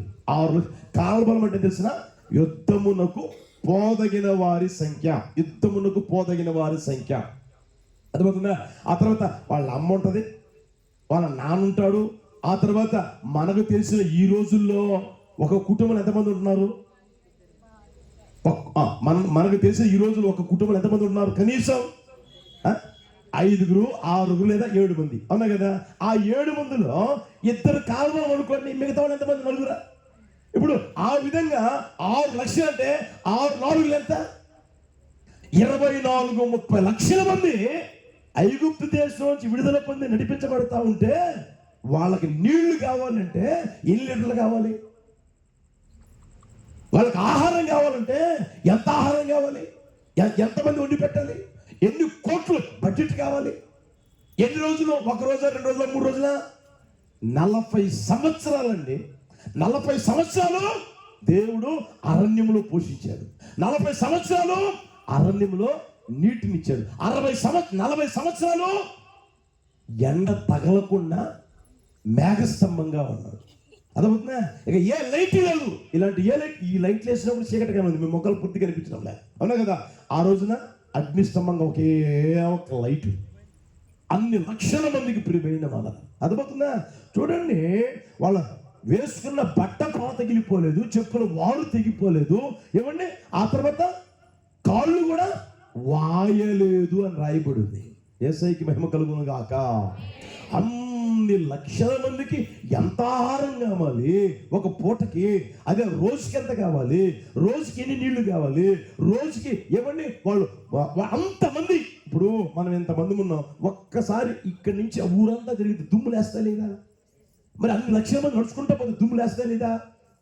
మరి బట్టలు ఏమైపోతాయి, అవునా కదా? మరి బైబిల్ ఏమైనా వారి బట్టలు నోరు తెరవండి. ఇక్కడి నుంచి ఆ ఊరు బయట ఉందే, బయటికి పోయేసరికి అబ్బా కాళ్ళు నొప్పులండి అంటారు, అవునా కదా? వాళ్ళు ఎన్ని సంవత్సరాలు నడిపించారు దేవుడు? 40 సంవత్సరాలు కాలు వాయలేదంట. దేవుడు వారికి అంత సహాయకుడిగా ఉండి సహాయం చేసి వారు నడిపించాడు. గమనించిన ప్రియమైన వాళ్ళరా, యేసయ్యకే మహిమ కలుగును గాక. హల్లెలూయా. ఆ రోజున సహాయకుడిగా ఉండి సహాయం చేసి నడిపించిన దేవాతి దేవుడు నిన్న నేడు నిరంతరం ఏకరీతిగా ఉన్నాడు. ప్రియమైన వాళ్ళరా, నీకు ఏ సహాయమైనా నా యేసయ్య చేయును గాక. హల్లెలూయా. నా యేసయ్యకి మించి సహాయం చేయగలిగిన వారు ఈ లోకములో లేరు, పుట్టబోరు కూడా. ఒకవేళ మనిషి సహాయం చేస్తే ఎంత చేస్తాడు?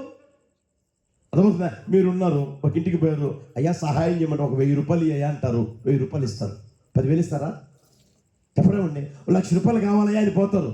ఏమండి? దానికి మళ్ళా వడ్డీ అయిపోయిన తర్వాత చక్ర వడ్డీ అయిన తర్వాత బారు వడ్డీ అయిన తర్వాత తీసుకున్నది 1,00,000 అయితే 10 సంవత్సరాలు నెలకింత కడుతున్నా ఇంకా అసలు అట్లాగే ఉంటుంది, అవునా కదా? ప్రియమైన వాళ్ళనా, అయితే నా దేవుడు సహాయం చేశాడు అనుకో, ఆకాశపు వాక్యాలను విప్పును గాక.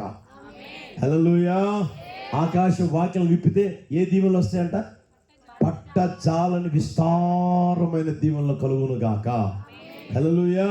కనుక ప్రియమైన వాళ్ళరా, ఈ మాటలు ఉంటే మీ వ్యక్తిగత జీవితంలో నా దేవుడు మీ జీవితంలో ఏ కార్యమైన చేయడానికి సర్వశక్తి కలిగిన దేవుడు ఆయన. హల్లెలూయా. ఏ విషయంలో సరే ఆయన తప్పకుండా సహాయం చేస్తాడు. ఈ మధ్య శ్లోకం రాస్తా ఉన్నారు. ఏమని తెలిసిన ప్రార్థన చేసే చేతుల కన్నా సహాయం చేసే చేతులు మేన్నాని. వాడు తెలివి తక్కువ రాసి ఉంటాడు, దరిద్రుడు. తెలివి తక్కువ దద్దమ్మ రాసి ఉంటాడు. అర్థమవుతుందా? సహాయం చేసి ఎంత సహాయం చేస్తారు? మనిషి ఎంత చేస్తాడు? రాజకీయ నాయకుడు ఎంత చేస్తాడు? ఒక ప్రభుత్వం ఎంత సహాయం చేయగలదు? ఒక వ్యక్తి, ఒక కుటుంబానికి లేదా ఒక వ్యక్తికి ఎంత సహాయం చేయగలరు? ఎంత సహాయం చేస్తే ఆ కుటుంబం పైకి లేస్తుంది. ఆ కుటుంబం ఏమండి ధారాళంగా తినగలదు, ధారాళంగా కట్టుకోగలదు, ధారాళంగా బ్రతకగలదు, అప్పులు లేకుండా జీవించగలదు. అది జరగని పని ప్రియమైన వాళ్ళరా. అయితే నా దేవుడు సహాయం చేశాడు అనుకో, హల్లెలూయా, పట్టజాలని విస్తారమైన దీవెన మీకు కలుగును గాక. హల్లెలూయా. అంత కరువులో కూడా దైవజనుడు ఒక్క మాట తెలియజేశారు, రేపు ఈ వేళకి మీకు దొరుకుతుంది పో అని. ఆహారం రేపు ఈ వేళకి మీకు దొరుకుతుంది పో అంటే, అక్కడ ఉన్న వ్యక్తి అంటాడు, ఆకాశపు కిటికీలు తెరిచినా కూడా అది జరగదు జరగదు అన్నాడు. నీ కళ్ళతో నువ్వు చూస్తావు కానీ దాన్ని అనుభవించవు అన్నాడు. ప్రియమైన వాళ్ళ తెల్లారింది. ఆ తర్వాత చూడండి, ఆహారం అంతా తీసుకుని వచ్చి అక్కడ అమ్ముతూ ఉంటే వాడు అక్కడే గేటు దగ్గర నిలబడ్డాడు. పోతూ ఉన్నవారి వస్తూ ఉన్నవారి తాకిడి వల్ల వాడు కింద పడితే తొక్కిస్తే అక్కడే చనిపోయాడు. కానీ అందరూ కడుపు నిండా ఆహారం తిన్నారు. హల్లెలూయా. అతను కళ్ళతో చూశాడు కానీ చెప్పండి అనుభవించలేకపోయాడు. ప్రియమైన వాళ్ళ కనుక వ్యక్తిగత జీవితంలో నువ్వు అది గుర్తెరుగు. ప్రియమైన వాళ్ళరా, నాకు దేవుడు సహాయం చేయాలి కానీ మనుషులు నాకు సహాయము చెప్పండి చేయని అవసరం లేదు. వాళ్ళు చేసినా కూడా అరాకొర చేస్తారు కానీ అది నీకు ఎంతవరకు సహాయపడుతుంది, అది ఎంతవరకు నీకు ఉపయోగపడుతుంది? ప్రియమైన వాళ్ళరా, అర్థమవుతుందా? అదే సమయంలో నా దేవుడు నీకు సహాయకుడిగా కూడా సహాయం చేశాడు అనుకో, అది పొరపాటు కూడా అయిపోదు, తరిగిపోదు. ప్రియమైన వాళ్ళ అది తరగనిదిగానే ఉండును గాక. ఒక వ్యక్తిని దేవుడు ఆశీర్వదిస్తే, ఒక వ్యక్తికి దేవుడు సహాయపడి ఉంటే నిశ్చయముగా ఆ వ్యక్తి ఎలా అవుతుంది తెలిసిన? దినదినం వర్ధిల్లుతానే ఉంటాడు, దినదినం ఆశీర్వదించబడతాడు, దినదినం గొప్పవాడుగానే మార్చబడతానే ఉంటాడు. ప్రియమైన వాళ్ళ అలాంటి దీవెన నా ప్రభు అనుగ్రహించును గాక. అలాంటి సహాయం నా దేవుడు మీకు సహాయకుడిగా ఉండి చేయును గాక. హల్లెలూయా. బైబిల్లో దావీదు మహారాజు కూడా ఒక చిన్న ప్రార్థన చేశాడు. చూడండి 22వ కీర్తన 11వ వచనం చూడండి. 22వ కీర్తన 11వ వచనం త్వరగా. శ్రమ వచ్చి ఉన్నది, సహాయము చేయువాడు ఎవడనూ లేడు, నాకు దూరముగా అయ్యా, నాకు దూరంగా ఉండొద్దయ్యా, నాకు దూరంగా ఉండొద్దయ్యా, నాకు సహాయం చేసేవాడు ఎవడు లేడయ్యా, ఎవడు లేడు, నీవే నాకు దిక్కయ్యా, నీవే నాకు దిక్కయ్యా అని దేవుని పాదాల మీద పడ్డాడు. ప్రియమైన వాళ్ళరా, ఆ తర్వాత మీరు చూడండి అక్కడే 40:17 కూడా చూడండి. 40:17 కూడా గమనించండి. నేను శ్రమల పాలై చూడనైతే ప్రభువు నన్ను తలంచుకొనుచున్నాడు, నాకు సహాయకుడు నీవే, నా రక్షణకర్తవు నీవే, నా దేవా ఆలస్యము చేయకము. 46 చూడండి. దేవుడు మనకు ఆశ్రయమును దుర్గమునై ఉన్నాడు, ఆపత్కాలములో ఆయన నమ్ముకొనదగిన సహాయకుడు. ఆ తర్వాత కావున గట్టిగా కావున భూమి మార్పు నొందినను, నడి సంద్రములో పర్వతములు మునిగినను, ఘోషించుచు నురుగు కట్టినను, కదిలినను. ఆ మాట అనండి. మనం ఎందుకు అనేదానండి? గట్టిగా చెప్పండి. నిజమేనా? నిజమేనా? యేసు నామములో ఆ స్థితి కలుగు చేయును గాక. హల్లెలూయా, హల్లెలూయా. ఆయన అంటున్న మాట, దేవుడు మనకు ఆశ్రయమును దుర్గమునై ఉన్నాడు, ఆపత్కాలములో ఆయన ఎవరంట? నమ్ముకొనదగని కాదు, అర్థమవుతుందా? నమ్ముకొనదగని కాదు, నమ్ముకొనదగిన సహాయకుడు. కావున భూమి మార్పు నొందవచ్చు, నడి సంద్రములో పర్వతములు మునిగిపోవచ్చు. అవి ఎప్పుడైతే మునుగుతాయో అప్పుడు నురుగు కట్టవచ్చు. ఆ నురుగు ఆ పొంగు పర్వతాలు కదిలిపోవచ్చు, ఏమైనా జరగవచ్చు. నేను భయపడను. యేసు నామములటి కృప ప్రభు అనుగ్రహించును గాక. నా దేవుడు భయపడని కృప అనుగ్రహించును గాక. దేనికి నువ్వు భయపడకుండా ముందుకు నడిపించబడతానే ఉండి. ప్రియమైన వారా, నా యేసయ్య నీకు సహాయకుడిగా ఉండును గాక. ప్రతి అవసరం తీర్చును గాక. ప్రతి కార్యం నీ జీవితంలో ప్రభు చేయును గాక. హల్లెలూయా. ఏదైతే నీ వ్యక్తిగత జీవితంలో ఇది జరగదు, ఇది ఏమంటే ఇంతవరకు జరుగుతుంది అనుకున్నాను, ఇక మీద జరగదు, ఇక మీద ఆరోగ్యం కలగదు, ఇక మీదట అప్పుల బాధ తీరదు, ఇక మీదట నా జీవితంలో నెమ్మది కలగదు, ఇక మీదట సంతానం కలగదు, డాక్టర్లు కూడా పరీక్ష చేసి అన్ని చేశారు, ఇక కలగదు, ఇక జరగదు అనుకుంటున్నారా? నా దేవుడు అంటాడు, జరుగును అనుకోనని కార్యములు నేను చేస్తాను. హల్లెలూయా. విశ్వసించిన వాళ్ళందరూ గట్టిగా ఒకసారి చెప్పండి హల్లెలూయా అని. విశ్వసిస్తున్నారా? ఈ రోజు వరకు జరగవు అనుకున్నవి ఏవేవైతే ఉన్నాయో అవి రాసి పెట్టుకోండి, అవి రాసి పెట్టుకోండి. ఇక మీద నా యేసయ్య నీ జీవితంలో చేయును గాక, యేసు నామములో జరుగును గాక. ఒక సేవకునిగా చెప్పి వెళ్తా ఉన్నా, ప్రియమైన వాళ్ళరా, నా యేసయ్య మీ జీవితంలో చేయును గాక. ఇక మీద నా భర్త మారడు అనుకున్నావా, నీ భర్త మారును గాక. నా పిల్లలు మారరు అనుకున్నావా, ఇక మీద మారుదురు గాక. ఏమండి, ఇక మీద వీడు పాసు కాడు, దీనికి మంచి సంబంధం రాదు, ఇప్పటికే చూసి చూసి ఎక్కువ అయిపోయింది, కష్టము అనుకున్నావా, మంచి సంబంధం నా దేవుడు అనుగ్రహించును గాక. ఇక మీద వీడికి ఉద్యోగం రాదు అనుకున్నావా, నా దేవుడు దయచేయును గాక. ఆయన సహాయం చేస్తే ఎంత పని అండి. మనకైతే అసాధ్యము కానీ ఆయనకి, చెప్పండి, ఆయనకి గట్టిగా చెప్పండి, గట్టిగా చెప్పండి, ఆయనకి సమస్తము సాధ్యం, ప్రియమైన వాళ్ళరా. కనుక ఈ మాటలు నీ వ్యక్తిగత జీవితంలో విశ్వసించు, ప్రియమైన వాళ్ళరా. నీ జీవితంలో సంతానం కలగలేదా, యేసు నామములకు సంతానం కలుగును గాక. హల్లెలూయా. అది ఏదైనా సరే రాసి పెట్టు, డైలీ రాసి పెట్టుకో. ఈ రోజు జరగలేదు, ఇక మీద నా యేసయ్య నీ జీవితంలో చేయును గాక, చేసి ఆయన నామానికి ఘనత కలుగు చేసుకును గాక. ఈ సభల మూలంగా, ఈ ఉద్యోగ సభల మూలంగా మీ జీవితంలో కార్యం నా ప్రభు చేయును గాక. గొప్ప అద్భుతమైన కార్యం మీ జీవితంలో జరుగును గాక, మీ సంఘంలో జరుగును గాక, ఈ ప్రాంతంలో జరుగును గాక. హల్లెలూయా, హల్లెలూయా. ఒక్క మాట చదివించి ముగిస్తాను చూడండి ఒకసారి, ఒక్క మాటే. కీర్తనల పుస్తకం 9వ కీర్తన 2వ వచనం చూడండి. చదువు, గట్టిగా చదువు, గట్టిగా చదువు, కొంచెం గట్టి చదవచ్చు కదా. చూడు, ఆయన వయసు ఎంత చెప్పండి, గట్టి చదవండి, అందరూ చదవండి. అయ్యలారా, కొంచెం మీ పెదవులు విప్పొచ్చు కదా, ఒకవేళ ఏదైనా ముత్యాలు రాలి పడిపోతే ఏరి మీ పాస్టర్ గారికి ఇచ్చిపోతాలి. చదవండి, అందరూ చదవండి, అందరూ. అనండి, మహోన్నతుడా. నాకు లాగానండి, చెయ్యి చూపించండి. మహోన్నతుడా, నేను నిన్ను గూర్చి సంతోషించి హర్షించుచున్నాను, నీ నామమును కీర్తిస్తున్నాను. నీవు నా పక్షమున వ్యాజ్యమాడి నాకు న్యాయము తీర్చుచున్నావు, నీవు సింహాసనాసీనుడివై. ఇప్పుడు మహోన్నతుడు ఏం చేస్తాడంట, గట్టిగా చెప్పండి. మహోన్నతుడు మొదట ఏం చెప్పాను, ఏలుబడి చేస్తా. సర్వభూమికి రాజు కాబట్టి ఆయన ఏలుబడి చేస్తాడు. మహోన్నతుడు ఏం చేస్తాడు, రెండవది ఇప్పుడు విన్నాను కదా, చెప్పాను కదా, ఏంటి, సహాయకుడై ఉండి సహాయం చేస్తాడు. మూడవది ఇప్పుడు చూడండి, మహోన్నతుడా, నేనేం చేస్తాను తెలుస్తున్నా, నిన్ను గురించి సంతోషిస్తున్నాను, హర్షిస్తున్నాను, నీ నామమును కీర్తిస్తా ఉన్నాను. ఎందుకయ్యా ఇవన్నీ చేస్తున్నావు అంటే, నీవు నా పక్షమున ఉండి న్యాయము తీర్చుచున్నావు.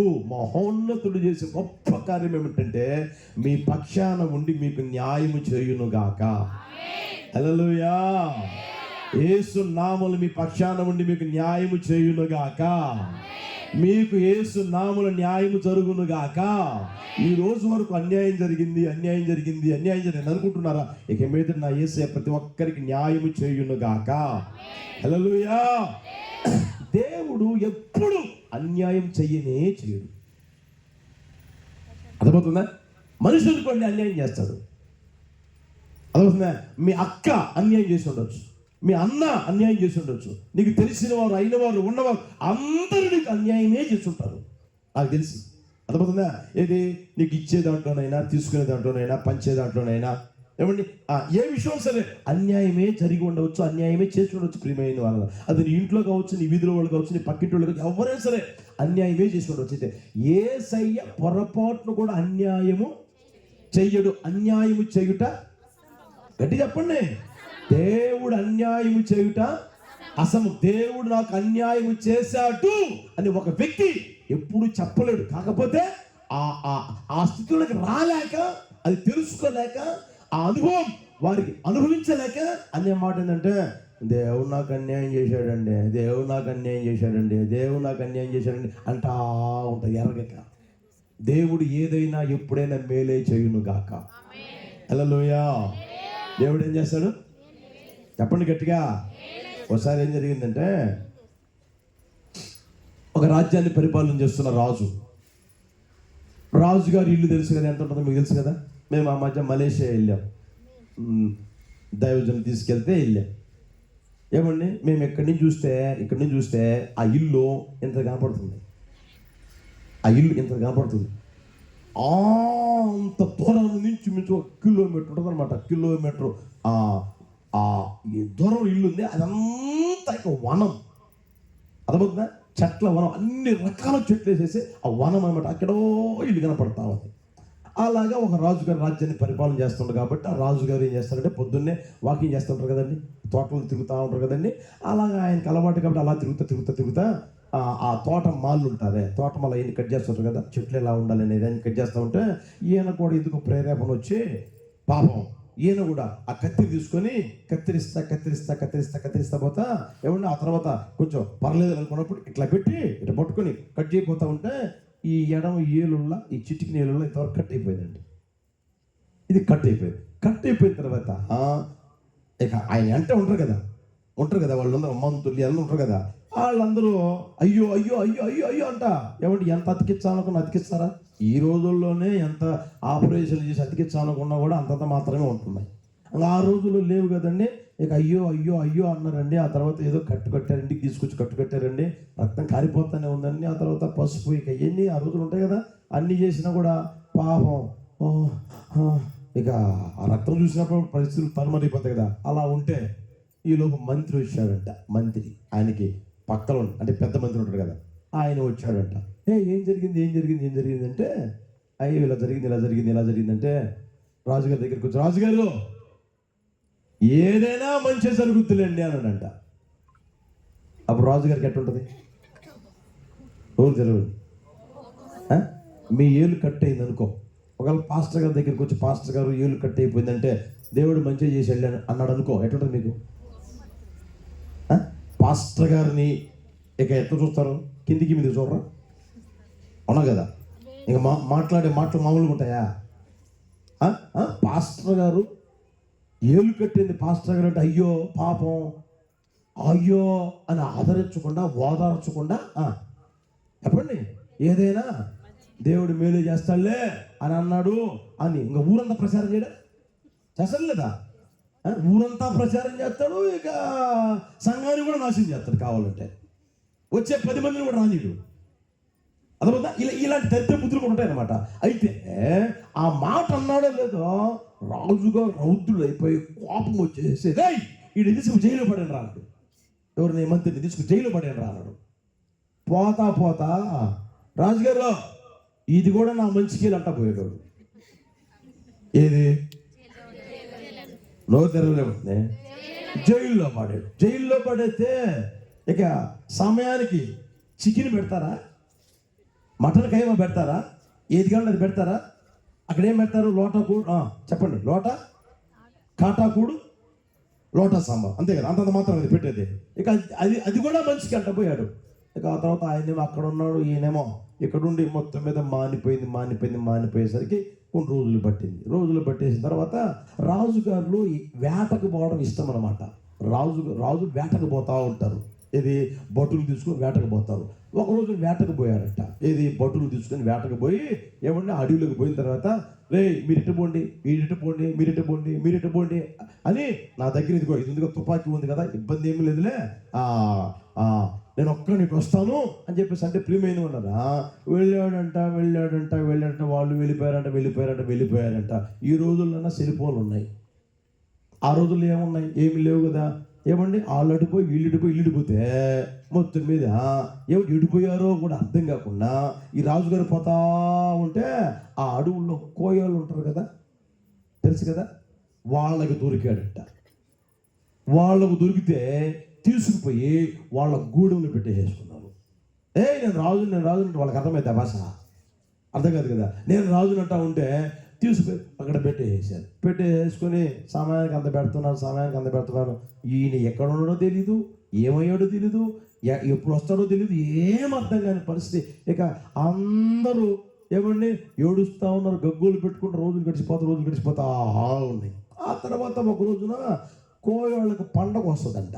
సంవత్సరానికి ఒకసారి పండగ వస్తుంది. ఆ పండగ రోజున ఎవరినన్నా బలి ఇచ్చేదానికి తీసుకొస్తారండి ప్రియమైన వాళ్ళ. ఆల్రెడీ ఒకటి దొరుకున్నాడని చెప్పాడంట మనకి, ఆయనకి దొరుకున్నాడని చెప్తే ఆ పండగ జరుగుతూ ఉన్న సమయంలో తీసుకురా పంట బలి ఇచ్చేద్దాం అన్నప్పుడు తీసుకొచ్చిన తర్వాత పూజారి ఉంటాడు, పెద్ద ఆయన ఉంటాడు కదా, ఆయన దగ్గరికి తీసుకొని వచ్చాడంట. ఆయన మన దేవతకి బలి ఇచ్చాలంటే, బలి ఇవ్వాలని అంటే ఇదిగో అన్ని కరెక్ట్గా ఉన్నాయి లేదు చూడమనంట. మొత్తం తల చూశారు బాగానే ఉంది, కళ్ళు చూశారు బాగానే ఉంది, గుడ్డోడు కాదు, చెవిటోడు కాదు, మోగోడు కాదు, మాట్లాడుతున్నాడు, వింటానే ఉన్నాడు, మా చూస్తాడు, అన్ని జరుగుతానే అన్నీ ఉన్నాయి. ఆ తర్వాత చేతుల దగ్గరికి వచ్చారు బాగానే ఉన్నాయి. వేళ్ళ దగ్గరికి వచ్చేసరికి అయ్యగారు వేళ్ళు తెగిపోయింది అయ్యగారు అన్నాడంట. చిచి వాడు మన పనికిరాడరా, దేవతకు పనికిరాడరా, బలికి పనికిరాడరా అని ఆయన మొత్తం మీద తీసుకొచ్చి వదిలిపెట్టేసారండి. మొత్తం మీద మరలా రాజ్యానికి వచ్చేసారు, రాజుగారి ఇంటికి వచ్చేసారండి. బతికిపోయాను రా బాబు అనుకుంటా అప్పుడు గుర్తొచ్చిందంట ఏది మంత్రి అన్నమాట.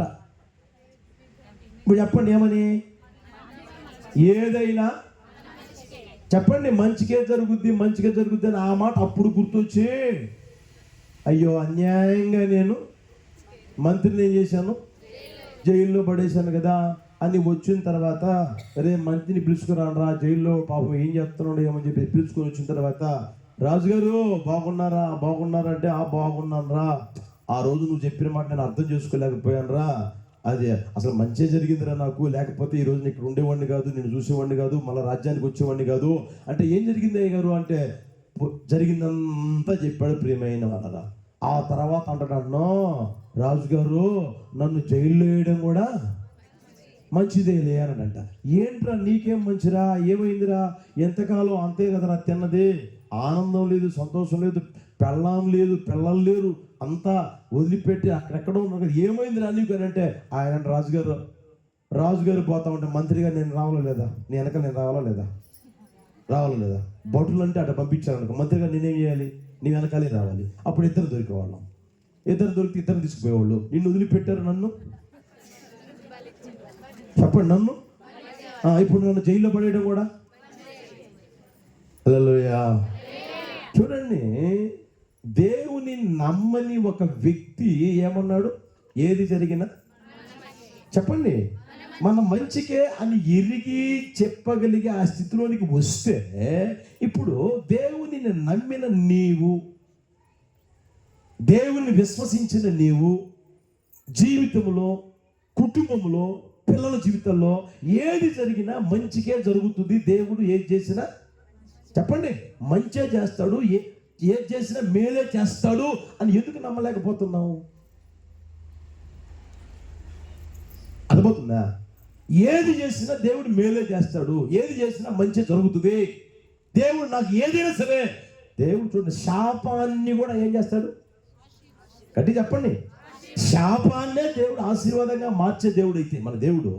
ఏమండి ఇప్పుడు ఎందుకు భయపడుతున్నావు, ఎందుకు దిగులు పడుతున్నావు, ఎందుకు వేదన పడతా ఉన్నావు, ఎందుకు కుమిలిపోతా ఉన్నావు, ఎందుకు ఏడుస్తూ ఉన్నావు, ఎందుకు అప్పుడెప్పుడంట కన్నీళ్ళు అన్నపాలుగా మారిపోతున్నాయన్న, వండుకున్నది కూడా తినలేకపోతున్నావు, ఇదన్నా పరిస్థితి ఎందుకు నీ వ్యక్తిగత జీవితంలో వెతకు లోనైపోతున్నావు? దేవుడు ఏది చేసినా మేలే చేస్తాడు అన్న ఆలోచన నీకు ఎందుకు రావడం లేదు? అర్థమవుతుంది ప్రియమైన, ఒకసారి గుర్తెరగండి. యేసు ప్రభు ఈ లోకానికి వచ్చి ఆఖరి అట్టిపొట్లు కార్చాడు. 2026 సంవత్సరాల క్రితమే ఈ లోకానికి వచ్చి కార్చాడు. మనుషుల పోలిక పుట్టాడు, దాసు స్వరూప ధరించుకున్నాడు, తాను రిక్తులుగా చేసుకున్నాడు. ఏమంటే ఆయన ప్రియమైన వాడా ఆ అన్యాయపు తీర్పు పొందాడు, అక్రమ కారులు ఒకరిగా ఎంచబడ్డాడు, మండుటి ఎండలో 3 రేకుల మధ్య వేలాడాడు, ఆఖరి రక్తపొట్లు కాల్చాడు, సమాధి చేయబడ్డాడు, తిరిగి లేచాడు. ఏమంటే ఇప్పుడు ఆయన సజీవుడిగా సంచరిస్తా ఉన్నాడు. ఆయన అంటాడు, ఇదిగో మృతుడనైతిని కానీ యుగయుగములు సజీవుడై ఉన్నాడు. తెలియజేసిన దేవుడు. ఇప్పుడు మన దేవుడు ఎవరు? మృతుడైన దేవుడా, సజీవుడిగా ఉన్న దేవుడా? ఎవరు తెరవండి, సజీవుడిగా ఉన్నాడు అని అంటే ఆయన ఇప్పుడు సంచరిస్తున్నాడా లేదా? బైబిల్ ఏమన్నా, ఎక్కడ 2-3 కూడి నా నామాన్ని ప్రార్థన చేస్తారు అక్కడ ఉంటానని చెప్పిన దేవుడు. ఇప్పుడు ఎంతమంది కూడుంటే ఇక్కడ ఉన్నాడా లేదా? ఎవరు తెరవండి, నీ ఇంట్లో ఉన్నాడా లేదా? మరి ఉన్నాడు అన్నప్పుడు నువ్వేం చేయాలి? ఆయన ఉన్నాడు అన్నప్పుడు ఆయన నాకు మేలే చేస్తాడు కానీ కీడు, ఆయన నాకు న్యాయమే చేస్తాడు కానీ అన్యాయమో. మరి అన్న ఆ మాటలు నీకు గుర్తు వస్తున్నాయా? ఏ రోజైనా చూడు, నా కర్మ లాగుందిలే, ఏంటంట, నా కర్మలాగా ఉంది, నా తలరాతలాగా ఉందిలే, ఇంక ఇంతేలే నా బతుకు, ఇంతేలే నా జీవితం, ఇంతేలే ఇంతేలే ఇంతేలే అని అనుకుంటా ఇప్పటికే దిగజారిపోయిన జీవితం జీవితంలో చాలు. ఇక మీదట ఒకటే మాట, నా దేవుడు నాకు ఇక మీద మేలే చేస్తాడు. హల్లెలూయా అనండి ఆ మాట గట్టిగానండి. నా దేవుడు, నేను నమ్మిన యేసయ్య, నేను విశ్వసించిన యేసయ్య నాకు మేలే చేస్తాడు, నా కుటుంబానికి మేలే చేస్తాడు, నా సంఘానికి మేలే చేస్తాడు, నా ప్రాంతానికి మేలే చేస్తాడు అని నీ వ్యక్తిగత జీవితం మాట్లాడుతూనే ఉండు. నా దేవుడు అలాగే చేయును గాక. హల్లెలూయా. అన్యాయము చేయుట, చెప్పండి గట్టిగా, మనిషి అయితే అన్యాయం చేస్తాడు. ప్రియమైన దేవుడు ఎప్పుడు అన్యాయము చేయుడు. ఇంకా ఒక మాట మీకు చెప్తాను చూడండి, మీ జీవితాల్లో కూడా న్యాయంగా బ్రతకడం నేర్చుకోండి. అన్యాయం ఎప్పుడు చేయమాకండి, ఎవరికి చేయమాకండి. ఒకవేళ చేసావా అది తప్పకుండా దేవుడు కోపిస్తాడు. విత్తింది కొయ్యాలి, కోసింది విత్తాలి. అవునా కదా? కోసుకున్నావు, పంటకు పెట్టుకున్నావు, తర్వాత సంవత్సరం ఈ విత్తనాలు కదా వేసేది, నువ్వు కోసుకున్న విత్తనాలు కదా వేసేది. అవునా కదా? ఇప్పుడు విత్తినావు, విత్తింది ఏం చేస్తావు? అవునా కదా? విత్తిందే కోసుకుంటావు, కోసుకున్నదే విత్తుతావు. కనుక ప్రియమైన వాళ్ళని వ్యక్తిగత జీవితం ఎప్పుడు అన్యాయం చేయమాకండి, ఎప్పుడు అన్యాయానికి చోటు ఇవ్వమాకండి, న్యాయంగా బ్రతకండి. హల్లెలూయా, హల్లెలూయా. మాట్లాడే మాట న్యాయమైందేనా? చేసే పని న్యాయమైందేనా? చెప్పే మాట న్యాయమైందేనా? తీర్చే తీర్పు న్యాయమైందేనా? బ్రతికే బ్రతుకు న్యాయమైందేనా? ప్రవర్తించే ప్రవర్తన న్యాయమైందేనా? నేను నడుస్తూ ఉన్నాను, ఇది న్యాయమైందేనా? నేను మాట్లాడుతున్నాను, న్యాయమైందేనా? నా భార్యనైనా సరే, నా భర్తనైనా సరే, పిల్లలైనా సరే, ఎదుటైనా సరే, ఎవరైనా సరే, సేవకులైనా సరే, ఎవరైనా సరే, నేను మాట్లాడింది న్యాయమేనా అన్యాయమా? నేను చేసింది న్యాయమా అన్యాయమా? నేను ప్రవర్తించింది అన్యాయమా న్యాయమా అని ఆలోచన చేసుకుని ప్రియమైన వాళ్ళ. ఓసారి ఏం జరిగింది తెలిసిన, ఒక రాజ్యాన్ని పరిపాలన చేస్తున్న రాజు ఏం చేశాడంటే అనేక దేశాల మీదకి యుద్ధానికి పోయాడు. యుద్ధానికి పోయి ఆ సైన్యాన్ని ఏమీ చేయలేదు, ఆ ప్రాంతాన్ని ఏమీ చేయలేదు. ఆ రాజ్యాన్ని పరిపాలించే రాజుల్ని పట్టుకున్నాడు, తీసుకొచ్చుకున్నాడు. అర్థమైందా? రాజ్యాన్ని పరిపాలించే రాజులు పట్టుకొని ఇంటికి తీసుకొని వచ్చి అతగాడు చేసే పని ఏం తెలిసినా ఏమి చేయాల. ఇదిగో ఈ బొటన వేలు ఉన్నాయా, చేతులకున్న ఈ బొటన వేళ్ళు, కాళ్ళకున్న బొటన వేళ్ళు కట్ చేసి పడేశాడు. ఇంకేమి చేయాల, ప్రాణం తీయాల, చంపేయాల. మామూలుగా శత్రువులు ఏం చేస్తారు చెప్పండి గట్టిగా, అవునా కదా? అతను ఏమి చేయాల, ఈ బొటన వేళ్ళు, కాళ్ళ బొటన వేళ్ళు, చేతుల బొటన వేళ్ళు నరికేసేసాడు. అర్థమవుతుందా? ఇప్పుడు మీరున్నారు, ఈ బొటన వేలుతో నువ్వేమీ చేయకుండా ఈ 4 వేలతో ఏమైనా చేయగలవా? ఈ బొటన వేలు ఉపయోగించకుండా గ్లాస్ పట్టుకోగలవా? బైబిల్ పట్టుకోగలవా? అన్నం తినగలవా? ఏ పనిని చేయగలవా? ఎంత టాలెంట్ చూపించేటువంటి వాడు ఆ రాజు, ఎంత టాలెంట్ చూపించి చూడండి. వీళ్ళు బతుకున్నా చచ్చినతో సమానం, ఏమి చేయలేరు అని ఈ బొటన వేలు మాత్రం నరికేసి, అంటే ఈ 4 వేలు చేసే పని 1 వేలు చేస్తుంది. బైబిల్ పట్టుకోవాలంటే ఇది ఒక్కటి ఒక ప్రక్క ఉంటుంది, 4 ప్రక్క ఉంటాయి. గ్లాస్ పట్టుకోవాలన్నా, ఏ వస్తువు పట్టుకోవాలనుకున్నా, ఏ పని చేయాలనుకున్నా ఈ ఒక్కటే ఒక ప్రక్క ఉంటుంది, ఈ 4 ఒక ప్రక్క ఉంటాయి. ప్రియమైన వాళ్ళ, ఏదైనా సరే, ఏ పనైనా సరే చేయడానికి, ఏ వస్తువు పట్టుకోవాలని సరే, నువ్వు మెకానిక్వా, ఉద్యోగమా, రాసేవాడు చూడండి, ఈ వేలు ఒక పక్క ఉంటుంది, ఈ వేళ్ళు ఒక పక్క ఉంటాయి. ఏ చేయాలనుకున్నా సరే అది చేయకుండా నరికి పడేశారు, ఇంకేమీ చేయాల. తర్వాత రోజులు గడిచిపోయినాయి. ఈడు ఒక రోజున యుద్ధానికి పోయి ఈడు దొరికాడు. ఒక రోజున నరికేశాడే, ఈడు దొరికితే ఆ రాజ్యాన్ని పరిపాలించే ఆ రాజ్యం చేసే తెలిసిన ఈడు దొరికాడు కదా అని ఈడు కూడా ఈయన్ని ఈ చేతులు పట్టున వెళ్ళు, కాళ్ళ పట్టున నరికేశాడంట. అర్థమవుతుందా? ఇప్పుడు ఆ వ్యక్తి అన్న మాట గమనించిన బైబిల్లో మీరు చూడండి, న్యాయాధిపతుల పుస్తకం 1వ అధ్యాయం 7వ వచనం చూడండి. న్యాయాధిపతుల పుస్తకం 1వ అధ్యాయం 7వ వచనం.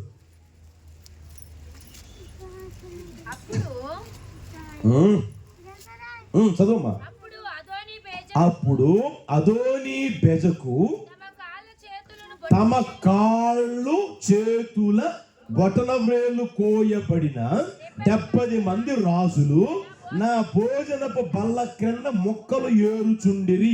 నేను చేసినట్లే దేవుడు నాకు గట్టిగా చెప్పండి. నేను చేసినట్లే దేవుడు నాకు ఏమన్నాడు ఆయన? నేను చేసినట్లే దేవుడు నాకు ప్రతిఫలం ఇచ్చెనని. కనుక ఈ మాట జీవితాంతం గుర్తుపెట్టుకోండి. ఏ మాట చెప్పండి? నువ్వు ఏదైతే చేస్తావో దేవుడు కూడా నీకేం చేస్తాడు? గట్టిగా చెప్పండి. అదే చేస్తాడు, వేరేది చెయ్యనే చేయదు. నువ్వు అక్రమం చేసావా, దేవుడు కూడా అది కోపిస్తాడు నీ చేత. అన్యాయం చేసావా, ఈరోజు బాగానే ఉంటుంది. నువ్వు పాపం చేసావా, ఈరోజు బాగానే ఉంటుంది, చేసినప్పుడు బాగానే ఉంటుంది. అన్యాయం చేసావా, చేసినప్పుడు బాగానే ఉంటుంది. అబద్ధం చెప్పావా, చెప్పినప్పుడు బాగానే ఉంటుంది. అలా తరువాత ప్రియమైన వాళ్ళరా నీ వ్యక్తిగత జీవితంలో అదే చేస్తాడు దేవుడు. ఆయన ఎవరు? న్యాయము తీర్చే. చెప్పండి. నువ్వు న్యాయంగా బ్రతికావా, న్యాయమే చేస్తాడు. నువ్వు అన్యాయంగా బ్రతికావా, అన్యాయమే నీ చేత కోపిస్తాడు. నువ్వు ఎంత దుర్మార్గంగా బ్రతికితే అవే నీ జీవితంలో పోషితడు చేస్తావు. నువ్వు ఎదిరిస్తా ఉన్నావా? తల్లిదండ్రులు ఎదిరిస్తున్నావా? పిల్లలు అనుకోండి, తల్లిదండ్రులకి లెక్కే ఉండదు. పెద్ద చిన్న గురువు ఏముండదు అనమాట. అరే నన్ను కన్నారే, నన్ను పెంచారే, నన్ను పెద్ద చేశారు, నా కోసం ఎంత కష్టపడ్డారే, నా కోసం ఏమండి రూపాయి కూడబెట్టి నన్ను చదివించి ఈరోజు ఈ స్థితిలో తీసుకొచ్చారే. ఈరోజు ఉద్యోగం చేస్తున్నాడంటే వాళ్ళు చదివిస్తేనే కదా, వాళ్ళు ఖర్చు పెడితేనే కదా అన్న ఆలోచన కూడా అనమాట. ఆ తల్లినైనా సరే, ఆ తండ్రి నోటికి వచ్చేట్టుగా మాట్లాడుతూ ప్రియమైన వాళ్ళు. పెద్ద చిన్న గురువు దైవం ఉండదు, పొరపాటు ఉండదు, సేవకుడే అన్న ఆస్థితి కూడా ఉండదు కొంతమందికి. అదొక అరే సేవకుడే అన్న ఆలోచన కూడా ఉండనే ఉండదు ప్రియమైన వాళ్ళరా. జాగ్రత్త. నీ వ్యక్తిగత జీవితంలో నువ్వు ఎలా అయితే ప్రవర్తిస్తావు అదే కోపిస్తాడు రాబోయే రోజుల్లో. ఇప్పుడు నీకు బాగానే ఉంటుంది. అయ్యగారికి ఎంత సంతోషమో. ఎంతమంది అమ్మ చూడండి ఇక్కడ. అదోని పెజకు తమ కాళ్ళు చేతులు బొటన వేలు కోయబడిన 70 మంది రాజుల బొటన వేళ్ళు కాళ్ళు వేళ్ళు కోసివేస్తే సంతోషించాడు, ఆనందించాడు, గంతులేశాడు, పరవశే వాళ్ళు దొరికారు, కోసేసా అని ఆనందించవచ్చు, గంతులు వేయచ్చు. తర్వాత ఏం జరిగింది? ఆ సంతోషం ఏమైపోయింది? ఆనందం ఏమైపోయింది? ఒకసారి గమనించు. నేను ఏదైతే చేశానో దేవుడు నాకు అదే చేశాను, అదే ప్రతిఫలం ఇచ్చాడు. కనుక ప్రియమైన వాళ్ళ చేతులకి దండం పెడతా ఉన్నా. మీరు చిన్నవారైనా సరే, పెద్దవారైనా సరే, తల్లి తండ్రి గురువు దైవం. హల్లెలూయా. పెద్ద చిన్న గురువు దైవం తప్పకుండా ఉండాలి ప్రియమైన మీ జీవితంలో. నీకు ఇష్టం వచ్చేట్టుగా చేస్తానంటే చెయ్యి, ఇబ్బంది ఏమి లేదు. ఒకరోజు నువ్వు కోపిస్తాడు ఆయన, ఒకరోజు అదే అనుభవిస్తావు. గుర్తుపెట్టుకు ప్రియమైన వాళ్ళ. ఒక సేవకునిగా చెప్పిపోతావు మీ వ్యక్తిగత జీవితం. కనుక దేవుడు ఏం చేస్తాడంటే, మహోన్నతుడు ఏం చేస్తాడు? న్యాయమే చేస్తాడు. అన్యాయం పొరపాటు కూడా ఎవరికి చేయడు ఆయన. నాకు చేయడు, మీకు చేయడు. కనుక న్యాయంగా బ్రతకండి, న్యాయమే చేయండి, న్యాయంగానే జీవించండి. దేవుడిని మీకు కూడా న్యాయమే చేయును గాక. ఎలాంటి చుక్కు పరిస్థితుల్లో సరే, ఎలాంటి కాళాంధకారపు లోయల్లో ఉన్న ఆ పరిస్థితుల్లో సరే నా దేవుడు నీకు న్యాయం చేయును గాక. ఎందుకు తెలిసినా నువ్వు న్యాయాన్ని కోరుకుంటున్నావు, న్యాయమే నువ్వు చేస్తా ఉన్నావు కాబట్టి దేవుడు కూడా ఏం చేస్తాడు? న్యాయమే చేస్తాడు. దాన్ని గుర్తెరుగుదురు గాక, ఆలోచన చేసుకునే స్థితిలోనికి వచ్చుదురు గాక. కనుక ప్రియమైన వాళ్ళరా, ఈ మాటలు నీ వ్యక్తిగత జీవితం అనుమానం ఒకసారి గుర్తెరుగు. అర్థమవుతుందా? మహోన్నతుని తట్టు ఒకసారి చూడు. నువ్వు ఒకవేళ లోకం వైపు చూస్తున్నావా, తెలిసిన వారి వైపు, అయిన వైపు చూస్తున్నావా, లేకపోతే ఉన్న డబ్బు వైపు చూస్తున్నావా, ఉన్న అధికారం వైపు చూస్తున్నావా? అర్థమవుతుందా? నీకు ఏదైతే కలిగి ఉందో దాన్ని బట్టి వ్యక్తి అతిశయిస్తున్నావా? డబ్బు ఈరోజు నీ దగ్గర ఉంటుంది, రేపు ఉండదు నీ దగ్గర. ఈరోజు ఒకవేళ ధనవంతుడే, రేపు చెప్పకూడదినట్టుగా దేవుడు చేస్తాడు ప్రియమైన వల్ల. ఆయన ఏదైనా చేయుటకు సర్వశక్తి కలిగిన దేవుడు. ఏదైనా చేస్తాడు ఆయన, ఎప్పుడైనా చేస్తాడు ప్రియమైన. ఎప్పుడు నీకు కలిగిన డబ్బు, నీకు కలిగిన హోదా, నీకు కలిగిన పలుకుబడి, నీకు కలిగిన ఆస్తి, నీకు కలిగిన అంతస్తు, నీకు కలిగిన ఏదైనా సరే దాన్ని ఎప్పుడు లెక్క చేయొద్దు ప్రియమైన వాళ్ళ. నా యేసయ్య వైపు చూచుదురుగాక, మహోన్నతుని వైపు చూచుదువుగాక. ఆ మహోన్నతుడు నీకు సర్వ భూమికి రాజు కనుక నీకు ఆయన రాజు అయి నిన్ను ఏలుబడి చేయునుగాక. హల్లెలూయా. ఆయన ఏలుబడిలో ఆయన ద్వారా కలిగే ప్రతి ఆశీర్వాదం మీరు పొందుకొందురుగాక. హల్లెలూయా. మహోన్నతుడు నీకు రాజు ఉండడమే కాకుండా మహోన్నతుడు నీకు సహాయం చేస్తాడు. ప్రియమైన వాళ్ళరా, మనుషులు చేసేది కొద్దిగా, నా దేవుడు చేసేది విస్తారం. ప్రియమైన వాళ్ళరా, అది గుర్తిరుగుదురుగాక. మహోన్నతుడు నీకు న్యాయం చేస్తాడు, అన్యాయం పొరపాటు కూడా చేయడు. ఈ రోజు వరకు నా జీవితం అన్యాయం జరిగింది అనుకుంటూ ఉన్నావా? నా దేవుడు నీకు తప్పకుండా న్యాయం చేయునుగాక. హల్లెలూయా. ఈ మాట ఒక్కకుండా నీరు కట్టి ఫలింప చేయునుగాక. హల్లెలూయా.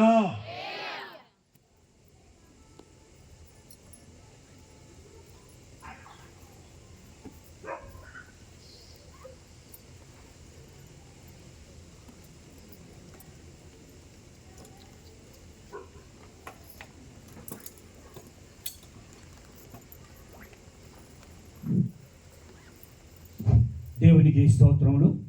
ప్రభు నాన్న మరొకసారి మరి దైవ సేవకునికి దేవుని మాటలను అందరం కూడా నిజంగా అందరూ ఒకసారి లేచి చప్పట్లు కొడదాం. అందరం లేవండి. దేవుని స్తోత్రం.